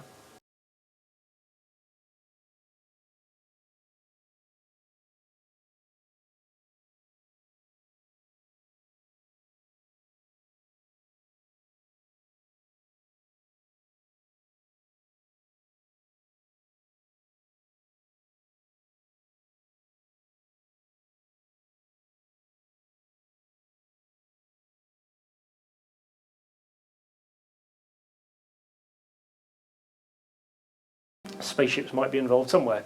There's a bloke called John. They're quite clever, these blokes called John, except me. So, Note Performer, I have not done any tweaking to the Note Performer sounds, because basically there isn't really much tweaking you can do to Note Performer sounds, but they sound really good. And it's quite a small sample library. If you've got your, sorry, go on. Which sound library was that? That was Note Performer. Okay. I don't sell it. It costs about Can you $120. play the same thing with the one that comes with? Yeah, in fact, I'll switch over to that one in a minute. Okay. When you're using the Halion sounds, for example, there is more tweaking that you can do with them, but there's more tweaking that you might need to do with them to get things to sound nice. So, in fact, yeah, we'll do that one in a second. So when you're doing, what was I using? Schubert, yeah. When you're using things like the Halion Orchestra, there are more things that you can tweak into here. It's going to load the sounds in. There you go. So there are more things that you can tweak in here. But if you have your own sample libraries, if I just press this plus button down here, then for example, you can load other things or Contact or anything else you've got installed. And on here, if I've reinstalled everything, yes, so I've got some Spitfire strings, for example. So you can load in other sounds if you've got them. At this point, you're going to need expression maps. So like Cubase, are there Cubase users in the room? Or are you all Logic users? Okay, so Cubase users, you're used to using expression maps, and we also use expression maps. Spitfire help, yes, okay, lovely. So you can load in your own sounds, and if you want to, without kind of setting everything up today, you can load in all of your own sounds. You can tell any of these sounds then to play back through, for example, Contact on a particular slot, and you can set all of these up. But once you've set it up once, it would be really annoying to have to do it again. There's also a little cogwheel over here, and you can set up which expression map things are using and choose your own expression maps and everything else. So once you've set things up once, you can then go and save your everything as a playback template, and you can set your own playback templates in here. And if we have a look at, for example, this one says Note Performer and Piano Tech, which I've labelled, you can set up which sample libraries you want to use, and you can have overrides for specific families or even specific instruments. So you could say, I've got East-West that I use for brass, I've got Spitfire strings that I use for strings, and somebody else has sent me a file. And you open their file, you apply your playback template, and it will automatically load East-West brass, Spitfire strings, and you've got all of the sounds that you're expecting because that's the sample library you've got. Or you could say, I'm travelling with my laptop today, and so I only have Note Performer because I don't have enough hard disk space on my laptop to install all those sample libraries. You can just switch to Note Performer or our built-in sounds. And then when you get back to your studio, you can switch back to your complicated sample library setup and everything else. That's the idea and how all this is set up. There's a hand at the back. I can just about make it out. So I think you just said this, but so basically, if you have everything set up, to play staccatos are set in the expression map for the staccatos on one library, then once you save it as a template, when you're working with that library, and any file that will always play a staccato. It'll sync Yep. up with the notation. Yeah, so for example in here, the bass clarinets know that staccato is a key switch of this particular key on this particular thing. Whereas the piccolo have for staccato, oh actually it's the same one in that particular case. Let's go to, I don't have many loaded in here.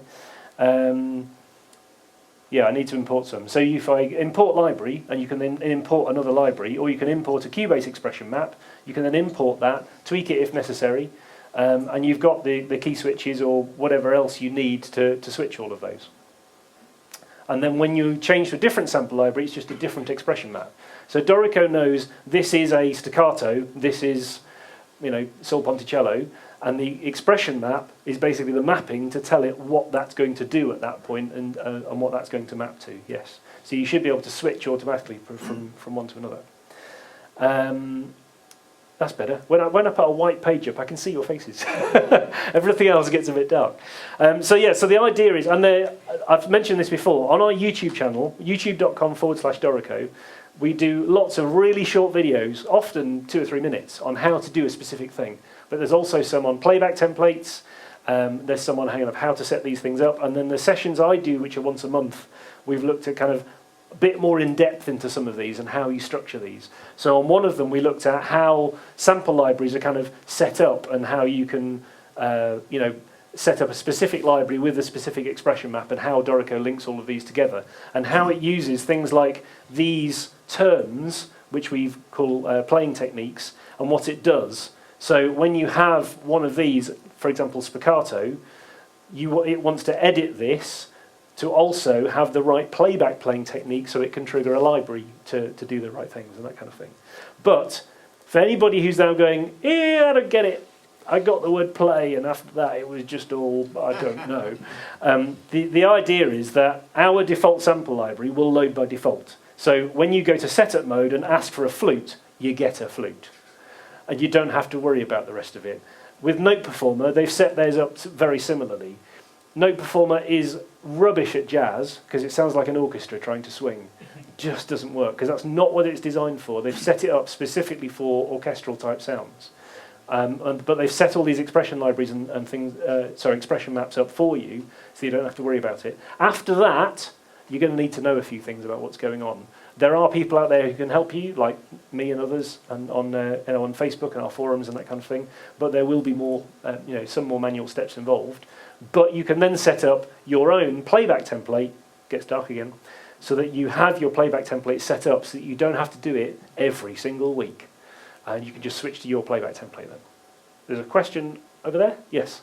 Yeah. So if you're wanting to write in this program and then later move it to your DAW to record more audio and everything like that, I guess it integrates pretty well with Cubase, right? Or actually, at the moment, apart from a couple of small things, there's no massive difference between Cubase or Logic kind of for those kind of things.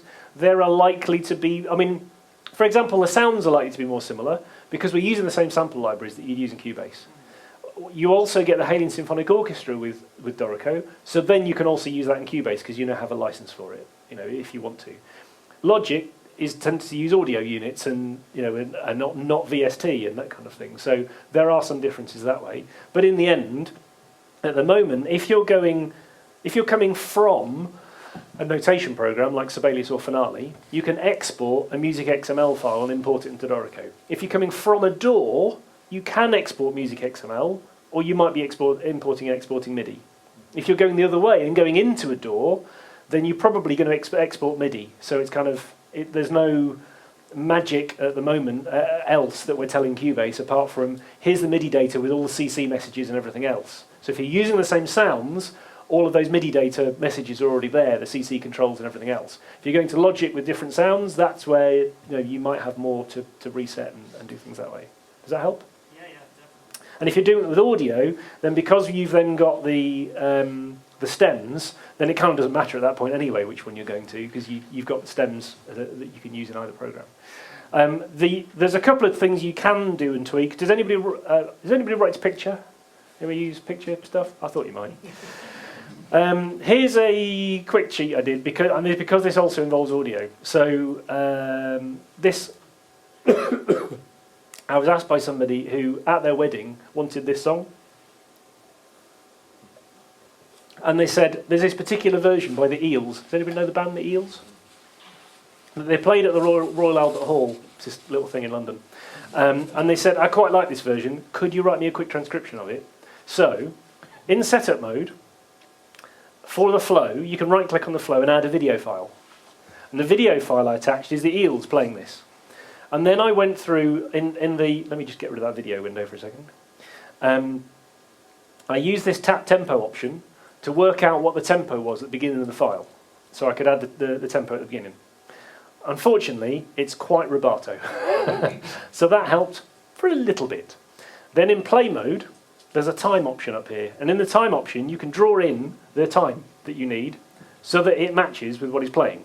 So, with any luck, when I press play at the beginning of this file, you get the file. This is the audio from the video. So this is kind of cheating now because I'm using real audio but in Dorico, but only because it happens to be in the video file. And in our mixer, there's a video fader. So you can define whether you want to mute on the end of the channels and whether you want to share the video channel here. Or get them to shut up. So you've got those options. So you can then line things up if you need to, and you can set markers. So the other way around you're probably doing this is you're given a file and somebody says write the music to this. So you want to set markers in the file and that kind of thing. So all of those controls are here. So on the right hand side there's a clapperboard over here and you can set markers. So you can say at any point, add a plus, and this is where the marker is at the moment, so I'll add a marker. In fact, I'll call it, I don't know, piano or something.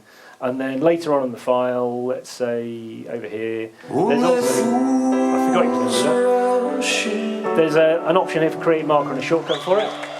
So you can add shortcuts, markers wherever you need them. Let's say, I don't know, something else.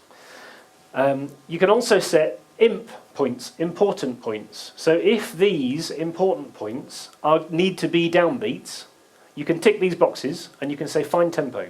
And Dorico will then tell you all of the tempos that would match to make these important markers downbeats. And it will tell you how many seconds or bits of a second, 0.007, looks like 007 to me, and what the note difference would be for all of those. So you can look at all of these and work out actually what would they be. Now those are a bit too bang on, so I'm going to make another one. Let's say over here we want to... that's another one. With somebody. So let's try again. Yeah, so 167, it tells you how far off, how many frames off, the time difference and the note difference to make all of these a downbeat, or 176. So you can see from all of these what the difference would be, and then you can apply those tempos. Somebody did say, well, some of the bits are similar to Digital Performer, which has some useful options for time in this kind of thing. Maybe we might have investigated and had a look at some useful things in other programs. So anyway, but they're useful kind of things that you can set marker-wise to say, actually, you know, where do these need to be? And there are controls so that you can play the video and you can play it and be frame accurate and go backwards and forwards and those kind of things if you need to do those as well. So you can add video, you can add markers, you can add things that we haven't discussed that you might want, things like big time signatures. I'm going to cheat and go for the film orchestra template because they're already set. So here in my film template, if I add in a marker here and then add some bars, 45 bars, and then say, I don't know, over here we go to something else, then you'll get large time signatures. You then have options for how these are displaying. So we have this engraving options. Now, this is really useful if you have two monitors, because engraving options and these similar dialogues you can leave on a second monitor and leave them open, play around with things, and it happens on the score for you. So these, for example, time signatures, if we say we would like them to sit, where is it? Shout when you spot it. Screen's too small. I need a better resolution. So, oh yeah, no, the one I wanted in here actually is when you say things like what the sizes are, so 1 staff size and 2 or 3 staff size and 3 or more staff size, you also have an option in here to say vertical alignment to bracket. So here it's in the middle of this bracket, the woodwind bracket, but you can say align it with the top of that bracket if you want to. I need to move this in a bit and say apply. See, there it happens. And you can also say in here where you've got your you'll sometimes get these which are lots of little time signatures, which is that all of the instruments between the brass and the strings, they can all have their own time signatures if you want them to, but lots of people decided they don't like that. So in here you can say for time signatures, you can say treat a single bracket, apply, close. So that you just get one big one here, you get one big one here, one big one here. So each family of instruments has one. There's a question. In Sibelius, there are drum loops. Yep. Do you do something similar? There's an ideas hub in Sibelius, and it's similar to the worksheet creator. We spent a lot of time making these samples and things, and then nobody uses them, or not many people use them. So at the moment, we don't have an ideas hub, but we did make drums really much easier to write for. Yeah, let's do that one in a second. So large time signatures. Oh, the other question I remember from the email was bar numbers. When you want to put bar numbers every bar, for example, let me just make this dialogue smaller. There we go. So bar numbers every bar, so they'll sit across the top. But you can centre them on the top of the bar, like that. And then you can also say that you want them to also apply just above another family of instruments, like the strings and the horns, let's say. And then we also want them to say, put them in a rectangle. And you can also change the sizes of bar numbers and that kind of thing. So if you want this kind of look. If you had markers, so let's say we were playing the file and we had a marker there, and then let's say we also put one, I don't know, over here somewhere. Then there's also an option to say with markers and things that you can put them on their own timeline. So there's a markers and timecode staff, so you can have a timecode staff and stick that where you want it as well. So at the moment it will have put it in here above the strings, but you can also say that put it above the system. You can say timecode staff goes above the woodwinds if you want to sit right at the top of the file, so you can have one up here if you want it. So you can have your markers and things up here. Is there any notation for streamers? There isn't at the moment notation for streamers, no. But you're not the first person to ask me that. But I don't have an option for that I can show you today. Create custom lines probably. Yeah, and you can create custom playing techniques and things like that for them if you want to, but yeah, not by default. I did create a drum part in here and then forgot to use it, so let's do that quick. Drum notation was notoriously difficult in Sibelius because it thinks it's a 5-line staff. Let me just check my preferences for 2 seconds because I've been doing marching drum notation. Does anybody do marching drum notation? No? Good. No, I only say that because it's completely different to drum kit notation. And I'm English, what do I know about marching bands? Our marching bands all involve the military. You guys made it into a competition, which is tricky. So on a drum staff, whereas on a normal staff, here you've got one big carrot line. On a drum staff, you've got all of the individual bits of the drum kit. So you can, for example, now say you want F and C, and it knows that C isn't middle C, because that would be ridiculous on a drum staff, because it just doesn't exist on a drum staff. You can also, if you've got a MIDI keyboard, I don't know which octave this is in, you can say, I want, oh, not that one. Yeah, hi-hats. Yeah, this kind of thing. So, are there any MIDI drummers in the room? Where you, if you do this kind of, yeah. So you can get Dorico to notate that, but you can use the same, where all these drums are. You can use those. So if you say you want a bass drum, which is C, you get bass drum, snare, hi-hat, crash cymbal, ride cymbal, and the toms and things like that. They're all here and mapped in the right places. So what we've done is, in setup mode, we've got our drum kit here, and the drum kit, you see there's 5 lines here on the staff. There's also an extra one because the crash cymbals needed one and one at the bottom. So you can see where they all exist. So for example, if you wanted to edit this, I'm going to try and make this small enough to edit on this screen, which is going to be tricky. Let's make it smaller and put this in there. Here we go. Right, so here's our hi-hats. So if you grab your hi-hats and drag them and move them down here and press apply, then your hi-hats move, because it knows where they are. You don't have to filter them out or anything else. You're just defining where hi-hats sit on the staff. You're also in here defining, for example, the snare drum, the stem position, so up or down. So by default, we're following basically the PAS system, because that's a standard that nobody follows. Everybody, all the online conversations are, my drum is more famous than yours, and he does it this way, so that's the way I notate it. Well, my drum is even more famous than yours, because he played with so-and-so, and this is how he does it. Whatever. So you can now define your own drum kit if you need to change ours. So for example, snare drum. Snare drum is stems down, but if you want snare to be stems up, because you want hands stems up and feet stems down, then you can change that, press apply, and it'll change. Then if you get this kind of thing, or when you import MIDI files, you might sometimes get this, because these are both effectively in the same voice. We haven't had to use voices with drum kits, it knows that automatically, but they are.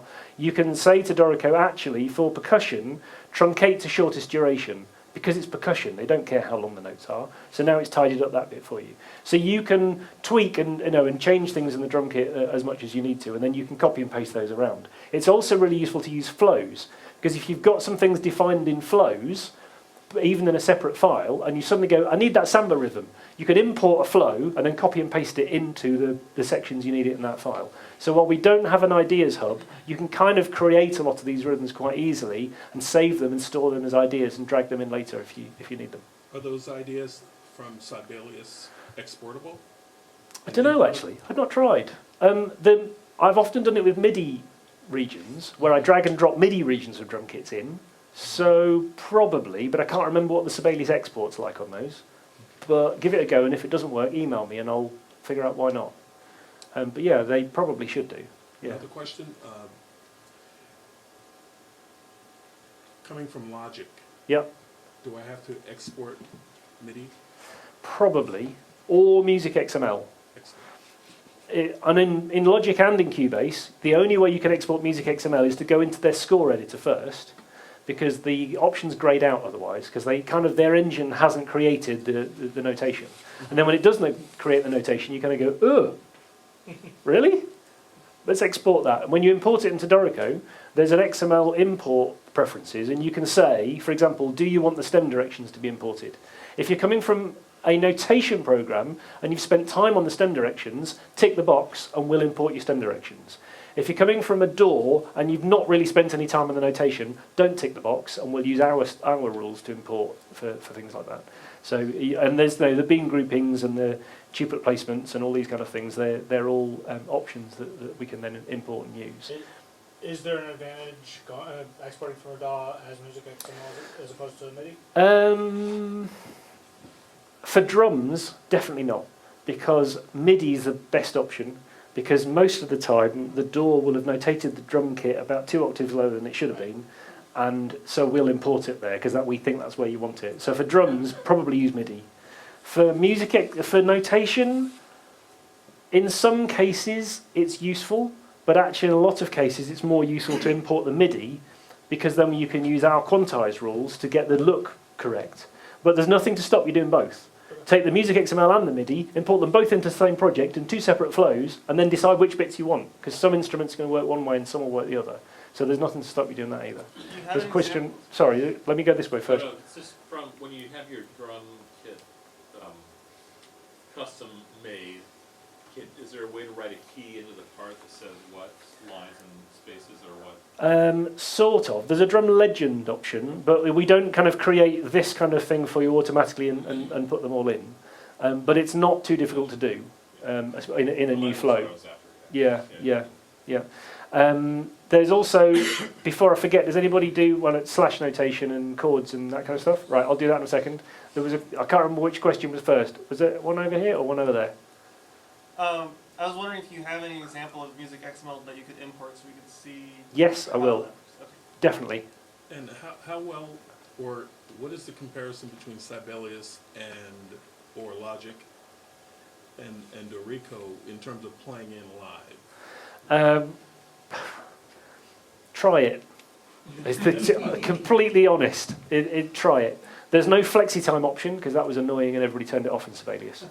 Even I turned it off when I used it. I knew why it was there and I still turned it off, even when I was demonstrating.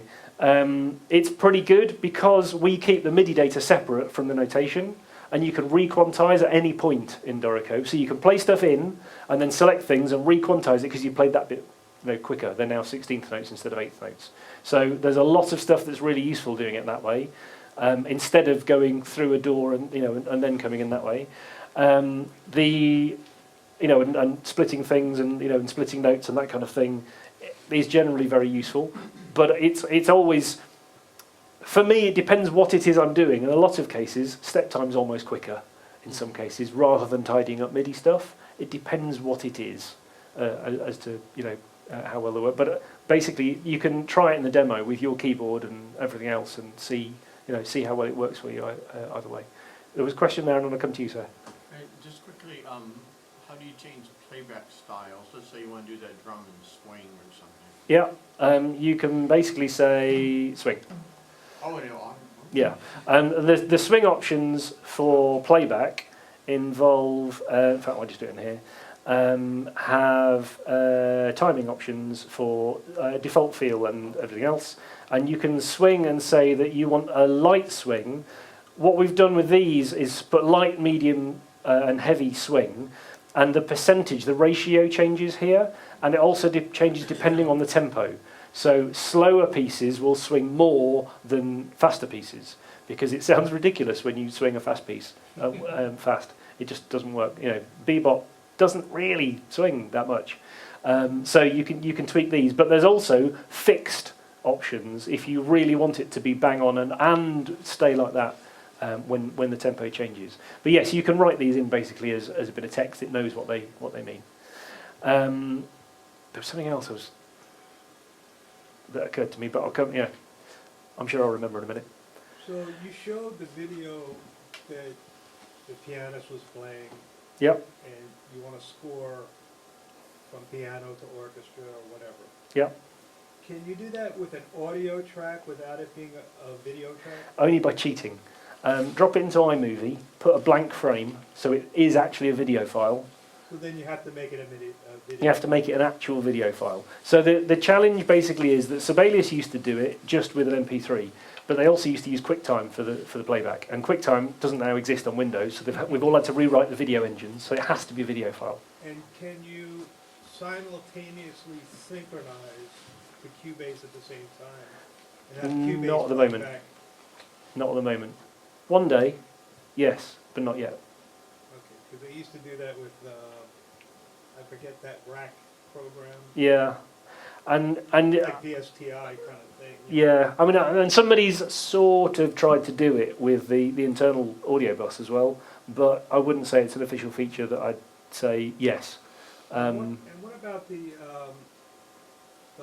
there's a hardware device you can buy for $128. It just gives you like note value inputs and shortcuts. It's the Stream Deck. Yeah, how's that working? I don't have one, but they've done a Stream Deck profile for Dorico and people really like it.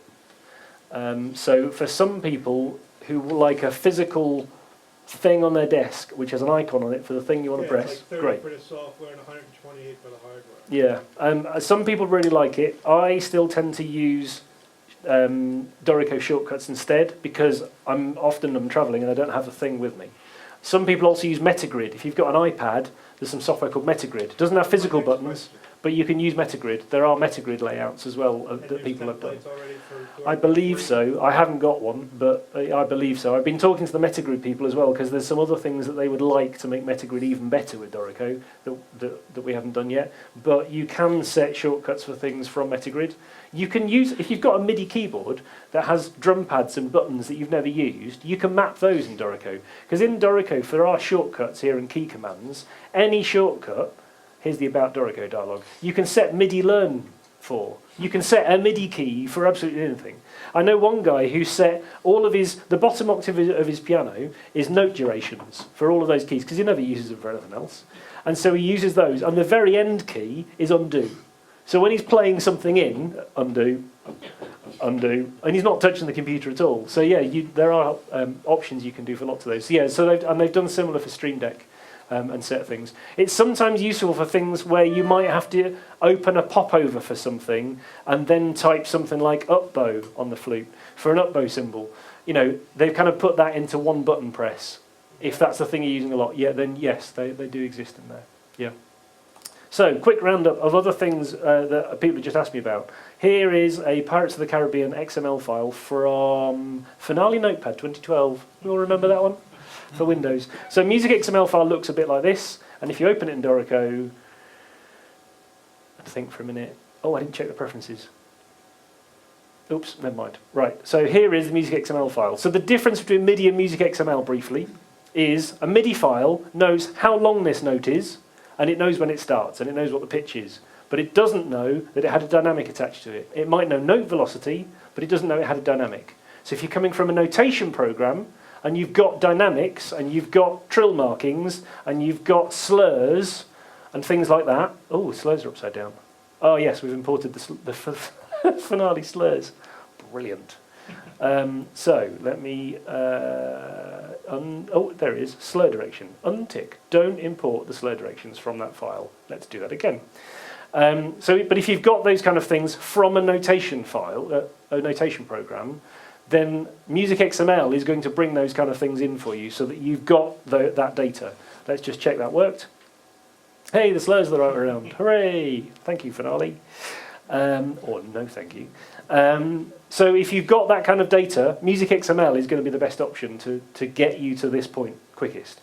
Also, Music XML is good when you have things like Fernio. So if you have things like nested tuplets in a MIDI file, look, it's just notes of a certain duration, basically, in a MIDI file. Whereas in a Music XML file, we know they're nested tuplets.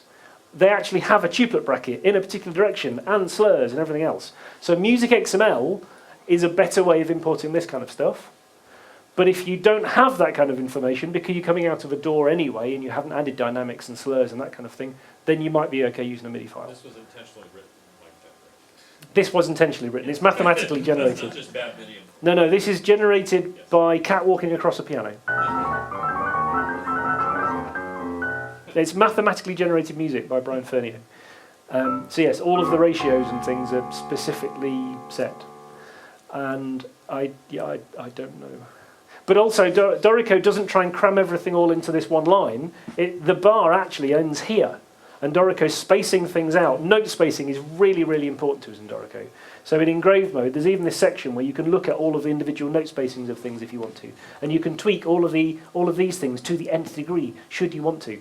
Dorico will do clever things like when you have here's one. When you have an accidental, it will shorten the ledger line so that the accidental fits and the note spacing doesn't get interrupted, because that kind of thing is important to us. And this is the defaults. It's a Music XML file imported with defaults. You can tweak these kind of things if you really want to in the properties panel.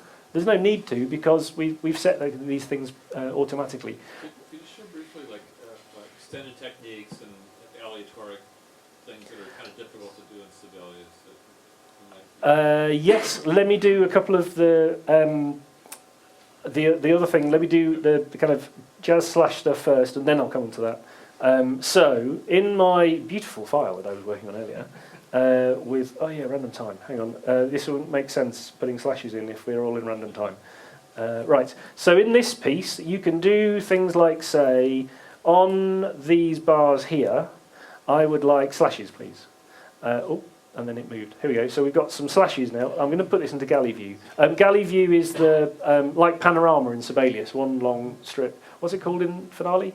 Scroll view? Scroll view. There you go. So for things like this, where you've got slashes, it will work those out. If you've got slashes and then you say, actually, this piece is in 6/8, then the slashes know that they should notate differently because it's 6/8. Also, slashes won't do things like transpose, because they never should have in the first place in Sibelius. In Sibelius, they're effectively notes, aren't they? So they go, oh, I'll transpose a ninth because it's a tenor saxophone. No, don't do that. So they'll never do that. You can also write individual rhythms if you want to. So you can have as many voices as you want. So when you have multiple rhythms, and you've got upstem and downstem voices, you can do that. But you can also add slash voices. So if you want to write rhythms with slashes, then you can do that as well if you need them. You can enter pitches if you want, and play mode knows what the pitches are, but normally won't play them back to you unless you really want them to. They won't transpose either. Look, even if I try and move them. You can hear it moving, but you can't see it moving because it won't. So you've also got things like chords. So if you add in chord symbols, we run out of shortcuts. Shift Q for chords, and you get a chords pop over, and you can type, G major 7 and C flat 9, and that kind of stuff. Or you can say, you know what, typing's a bit slow. I've got a MIDI keyboard. Oh, in the wrong octave. There we go. There's the chords, because that's what I played, sort of. And it will interpret. Do you want Emit 3, or do you just want to say D5? Or you can say in the preferences, you can say things like, for chord symbols, show me Nashville. Thanks. There we go. There's your chord symbols. Or you can say, actually, don't do that. Show me just standard chords. And it's got different preferences for those kind of things. They are system objects. So in play mode, there's a chord track. If you want to, you can make them play. Do I have a piano? I do. So channel 3. So on my chords, if I say use that on channel 3 and click the little speaker icon, then these chords, and it knows what I played, so it's playing the inversion that I played when I played it in. So if you want to do that. So if you'd want to do things like giant steps in a kind of quick lead sheet, then you can do this kind of thing, and these chords, when this goes green, there we go. So they'll play back. So you have. So you can do that kind of thing. There's, if I go to the full score, there's nobody else here. There's nobody else playing. It's just those chord symbols. So that kind of stuff can be quite handy. There is, as you can see in this one, there's kind of a jazz style which is called Petaluma. Does anybody know why it's called Petaluma? Somebody here must know. No, the Shure Music, who wrote the real books, Shure Music are based in Petaluma. So we maybe copied their style and borrowed their town. So there's a different style for that. There are engraving options. There are font styles, paragraph styles, character styles, note head sets. If you don't find the right kind of note head that you wanted, for the right kind of triangle note head, you can define your own types of note heads in here if you want to. Believe me, I've done this because I have been working on marching drum stuff recently, and I needed some new note head types and about 24 different types of tenor drum options for playback. There's you asked me about aleatoric stuff. Officially, don't do it. For example, right now we wouldn't say we've got an aleatoric feature. I wouldn't do things that have cutaway staves very much in Dorico.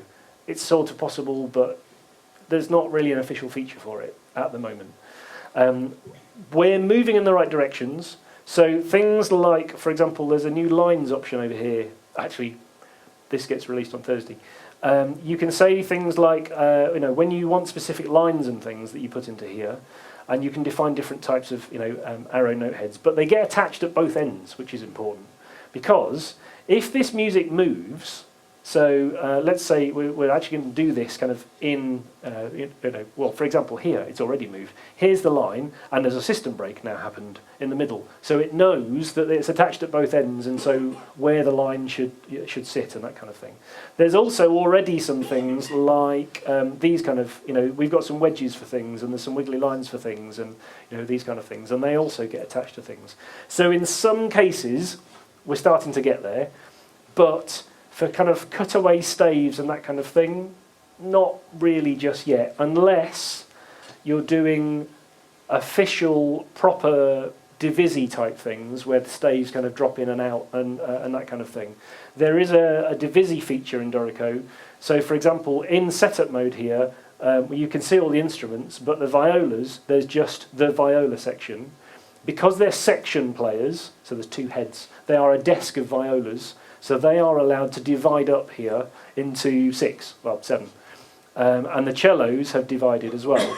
So all of these kind of things you can set, and you can set specific divisi points. So here you can specify how many violas you've got, and you can even label them all if you want to as to what they're all called.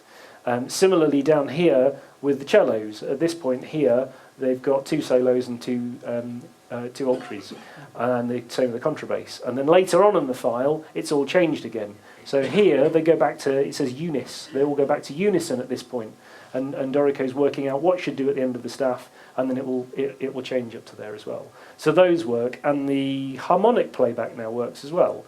So.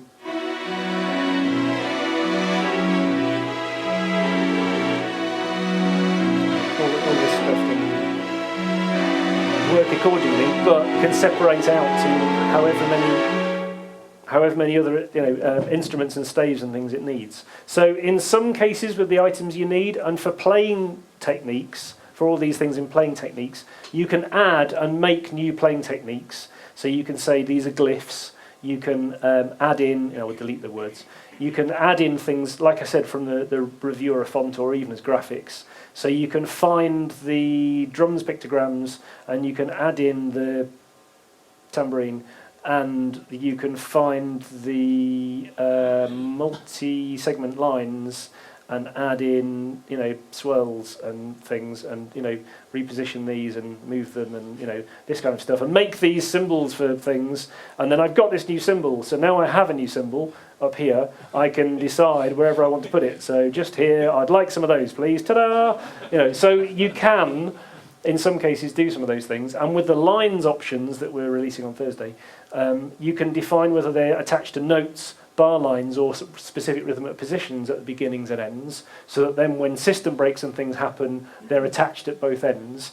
And you can make them affect playback. So when you have things like the classic cases, the sol ponticello and sol tasto, and it knows that there should be a line between them and how long that operates over, and those kind of things. But it also affects playback.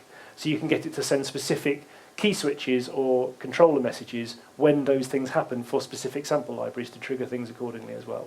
So the reason, in a way, the reason that we haven't just said, here you go, here's a bunch of graphics, do loads of aleatoric stuff, is because we'd like the playback to also work, potentially, and we'd like to actually put them together as a proper feature. We really don't like workarounds. There are a couple that I'll tell you about if I have to, but you'll have to force me. Question?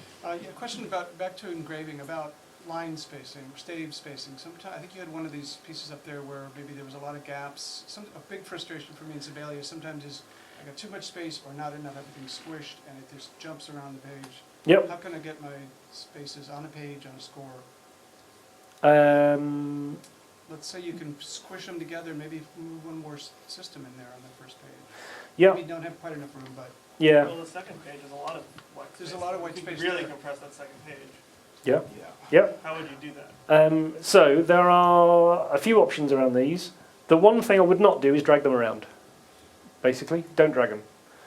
If you go into engrave mode, and there's this tool here for the spacing and the all of the individual things. Are you Finale users or Sibelius users? Sibelius. Okay, so you can, if you drag one of these around, you can drag one, but it's only moving this one, this one staff. Don't do it. It's even giving you a little red thing. I get sent files by people who say, "Why does this not quite work properly?" I just go into engrave mode and say, "Well, because you dragged them." And so if you highlight these little red things and press delete, it'll go back to where it's supposed to be. There are options, for example, in layout options for vertical spacing, you can specify things like, are we allowed to justify the page or not? So if you don't want it to justify the page, by which I mean use the full width of the page, you can do this. And so you can have more space at the bottom if you want it, if you want to compress these. Or you can say, do that, but also, and there's a minimum gaps for collisions and things. When the stave's moving apart automatically, there's some data for that as well. But there's also individual spacing that you can set, for example, the inter-system gap, or between the staff group and another staff, or the other way around. or individual staves. You can set the specific spacings, or the minimum spacings actually, these are the ideal gaps. You can set those if you want to. So if you want to generally increase the staff spacing, but not justify the page, then you can do those kind of things if you want to. But still, don't drag them. There's also, what will affect things is in engrave mode, the size of the frame, because we're justifying, we don't have page breaks and justifying to page, we're justifying to the music frame, because there might be more than one frame on a page depending on what you want to do. So in here, if I drag this up, then you'll see it will affect, sometimes things will jump around as to where they're allowed to sit, and then when I keep going, it suddenly jumps back up again, because it's working on the justification of things inside that frame. So there's kind of a few steps depending on the look of things you're going for and what you want things to be, but I'm still not dragging things. With the collision setting, like what if I have a bunch of notation on one instrument and I just need more of a gap? It'll do that automatically? It will, to a point. Occasionally, if you, and the reason these engraver options exist for note spacing and for staff spacing is occasionally you need a tiny bit more space here, and that's when I'll let you drag them. But if you've done it in anywhere else, I have to fly to your house and slap your wrists, and it's just complicated. But the options are all there. I mean, even if you're being exact and you need this to be 9 millimeters away for some reason from that staff, you can do it. But in most cases, you shouldn't need to drag things automatically. There are other things in place, like in the layout options, where you can set the spacing for things and that kind of thing that should apply. But it is different to both Sibelius and Finale. Sibelius is a bit too easy to drag things around, and that's why often people end up with things looking a bit of a mess in Sibelius, and they don't know why, because it's too easy to drag things, and Sibelius doesn't report back to you what you've dragged. It's too difficult to find out. That's why you have reset staff spacing options, but it doesn't tell you which ones it's going to be doing that on. It just goes, well, I'll reset them all then. So we've said, we actually looked at a lot of plate engraving stuff, and we said to plate engravers, how did you get this note spacing really nice? How did you get this staff spacing really nice? And they told us how these kind of things worked. And when they're punching onto bits of metal, it's important to get it right before they do that. And that's when we put these rules in to say, in some cases, you need to be able to tweak the spacing on these, but in a lot of cases, you shouldn't need to. Okay, thanks. Question? 2 questions. One is for parts. How much cleanup do I have to do in the parts? And number 2, I know you just spoke about aleatoric stuff, but I had a specific example. If I had a 16-bar glissando on the score and I wanted to remove the rests, yep. How would that look in the parts? Will that translate? Well, you can remove rests, you can select rests, and if you need to, there's an edit remove rests function, and it will remove that rest. Can you hide it though, so it's still there, just not visible? Don't hide things. That's the other thing you really don't want to do. Hiding things is a workaround. We hate workarounds. So we have a specific remove rests feature which removes the rest. It's not hiding it, it removes the rest. You can put them back if you really want to. Well, so for example, if you have on bar 4, if you had a glissando from that note down to the clarinet change, just ignore the clarinet, but if you just wanted a glissando across that bar and a half, yeah, and you want it to end on that 8th note, you might want to not have the rest be visible so that it lands on the 8th note. Yeah, so you can use remove rests. You'd use remove rests. But it doesn't, because it looked like it moved it to the left. Because there's a bit more spacing in there, and because there's no other notes taking up the 8th note space, then it was allowed to use that space. Yeah. If there were other 8th notes in there, then it wouldn't have used that space. Because you don't want the musician to land on the downbeat when he gets there. You want him to land on the 8th note, so he needs to know to go the extra 8th note to finish the glissando. So you want the space. How's he going to know without the rest? It can be helpful if you just see but if they see that there's the gap there, they can recognize the spacing. I'm not sure I would, but then, like I said, I'm a daft sax player. Okay, if you wanted to do or that, at the very least, the rest in the middle bar. The rest in the middle bar, you wouldn't yeah, want to the rest see of the that. middle bar, yeah, and you so you can select it and you can go remove rests, and I use it so much I've set a shortcut for it, and you can remove the rest. Go on.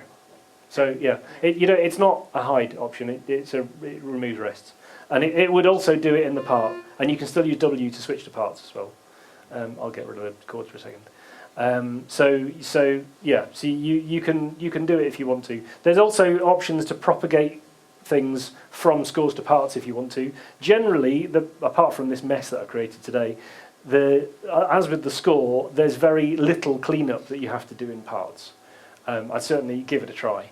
But one of our demonstrators in Germany is an orchestrator and spends a lot of time on this and a lot of time on scores and parts. And he knows how much time it takes to make a score, and he allocates X amount of time for the parts because he knows that's what it's going to take. And he was doing a demo and he realised he was using a file that he'd not actually looked at the parts, and somebody said they wanted to have a look. He went, okay, but I've not checked them, so he's a bit nervous. And generally, there's very little you need to change. Try it. Import one of your files as music XML from Sibelius and go and have a look at the parts. You can select them from here, or just, like I said, if you've got a larger score, you'll often find it's useful just to press W. So you can select a note or select an item, press W, and it'll switch to the part automatically. But there's generally very little cleanup you have to do to parts. But I've not done anything in this one. I've inputted all the notes into this one, but it's all the defaults for things. So if I chose the bar numbers to be in the center of every bar, and let's say I had markings on the score, Dorico will know how to work around that. In this dialog is layout options, and what you're choosing is the layout options for the full score, because it says full score on the right hand side. Because I was in the score layout, if I was in the part layout for the clarinets, for example, and then I went to layout options, it's now selected clarinet. So I'm now in the layout options for the clarinet. So you can set the full score bar number options, and they can be different to the part options. And so now if I select all parts like this, I can now set different bar numbers for the parts. So you can have them centered, boxed, larger bar numbers in the score, for example, above every bar, but you can have standard, just on the beginning of every system, small italic bar numbers in all of the parts. And so you can choose then in the layout options, are you just affecting one or more parts, or are you changing the score with these options? If I had markings on the score, and they might run into bar numbers.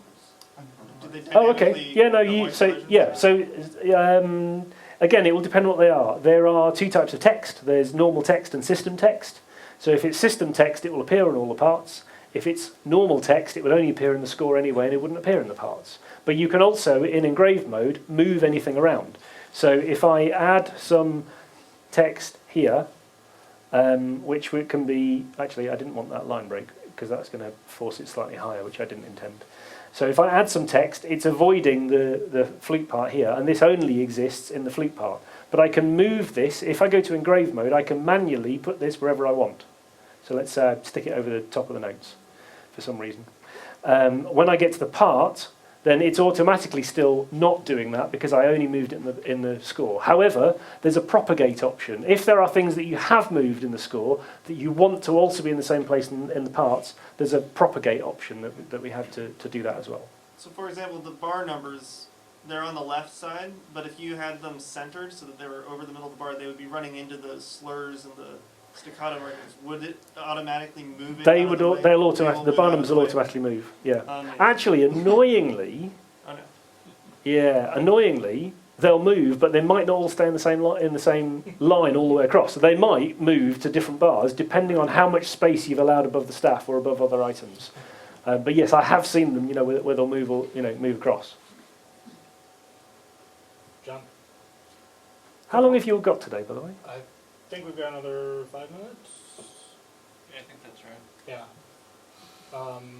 So 2 more quick things, and we'll open it up for another couple questions.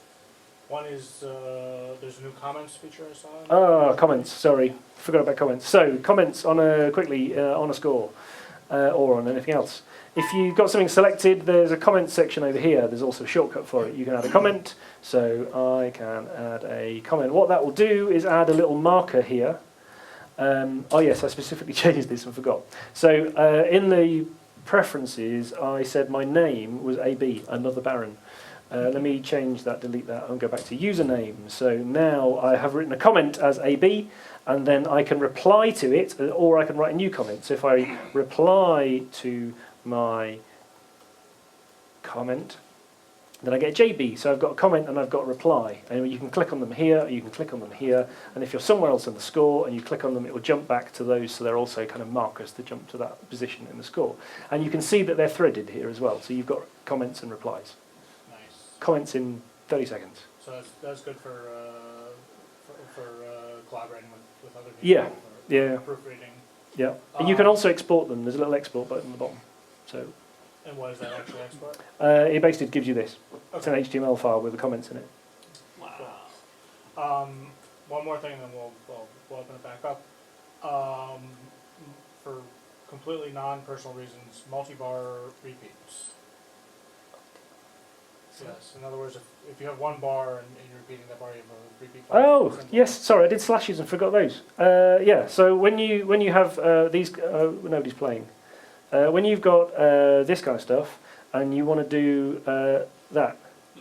Right. Okay, yes.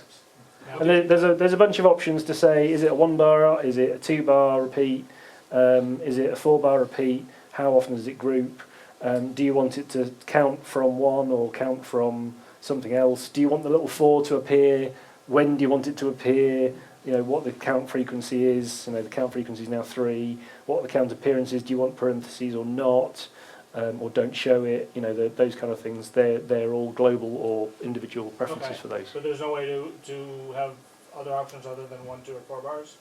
I think that was the issue I ran into with this particular. Which one how many do you want? I think 1, 2 or 4 is the normal ones, because they have also the normal symbols. So if you do Right. 4 and you say, I think if you can just say %4, is it 4% or 4? Yeah, like that one.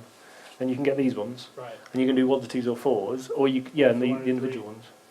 Don't think you can do 3s.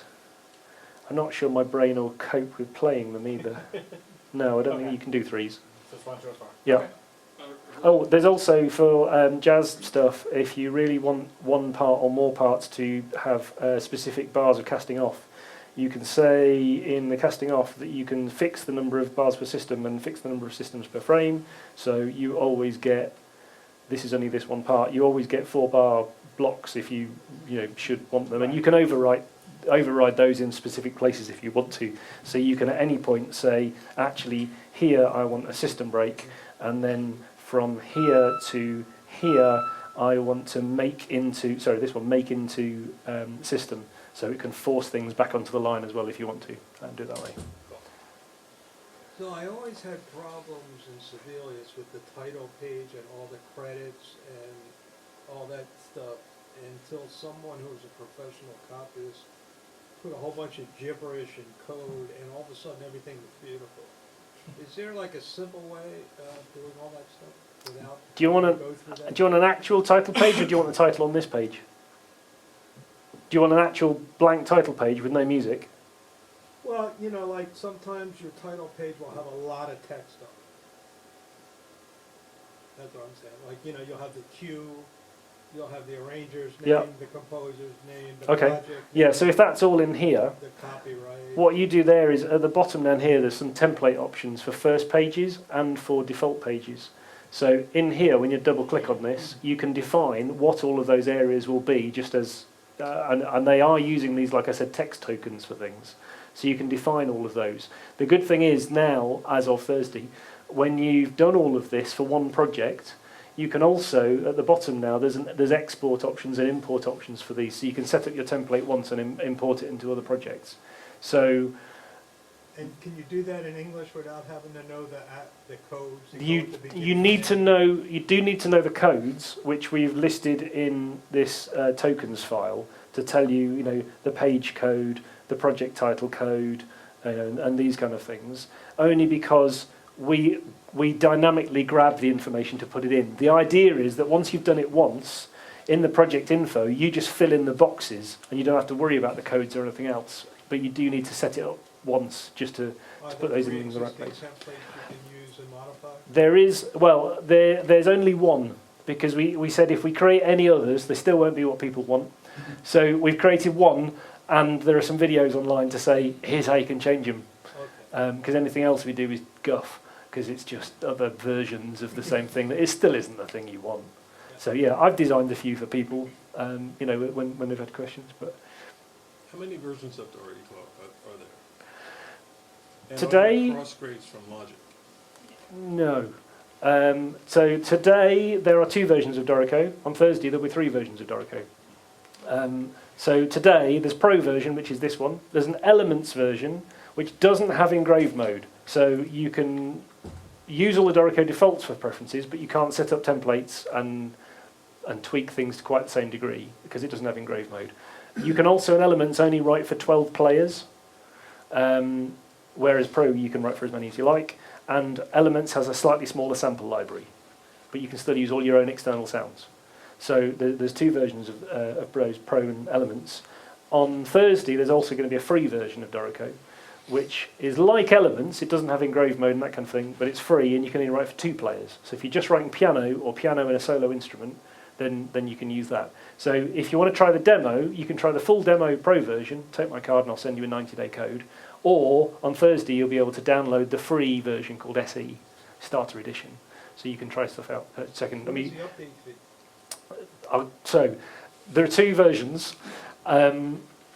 Price-wise, there's only one person in education. There are different prices for education, including what we call site licenses, because some schools, especially in the UK and Australia, they have a computer lab with 20 computers in it all running Dorico and that kind of thing. So they do a 5-site plus price for education. There's also an education discount for teachers. But there are cross-grade prices if you have Sibelius or Finale. So the Pro version, if you have Sibelius or Finale, there are cross-grade prices available. But there's also going to be, don't buy them today because there's an offer starting on Thursday where you get an extra 30% off. So if you're looking to buy Dorico, don't buy it till at least Thursday, and check the website because you'll be able to get the cross-grade, which is about half price if you already own Sibelius or Finale. But then you get an extra 30% off for 1 week from Thursday. Don't tell anybody. We like to keep surprises. So there's the Pro version. There's an educational price. There's a cross-grade one. So the people who own Sibelius or Finale already, instead of the 400 and no, that's pounds. I don't even know what the dollar price is. Instead of whatever the dollar price is, it's about half. But there'll be an extra 30% off from Thursday. Are there cross grades from any DAWs? There aren't any cross grades from any DAWs. We don't even do a cross grade price from Cubase. Why? I don't know. But we don't. But it's only from notation programs. However, members of the ASA that are orchestra or philharmonic members get discounts on Dorico and Cubase as well. Ask him. He knows. He speaks in sentences. So yes, so there are cross grades, not from notation programs. There's basically 3 versions because there will be a free version. And if there's any specific questions on those, take my card and I can get you the specific. You know, this is what I've got. What would the price be? Type things. You also mentioned that you no longer need an e-licenser to run Dorico. You've never needed an e-licenser for Dorico. An e-licenser is a little USB thing which is in my bag and I haven't bothered plugging in. There are, if you have Cubase, you probably already have a little blue USB thing you plug in your computer. You can use the same system with Dorico, but you can also just install what we call a soft license on one computer. So because I always take this computer with me, I've got a soft license just running on this computer. If I use more than one computer, I have to put my license on one of those little USB things and plug it into the computer that I want to use at the time. Is a Wi-Fi connection always required? It's never required after you've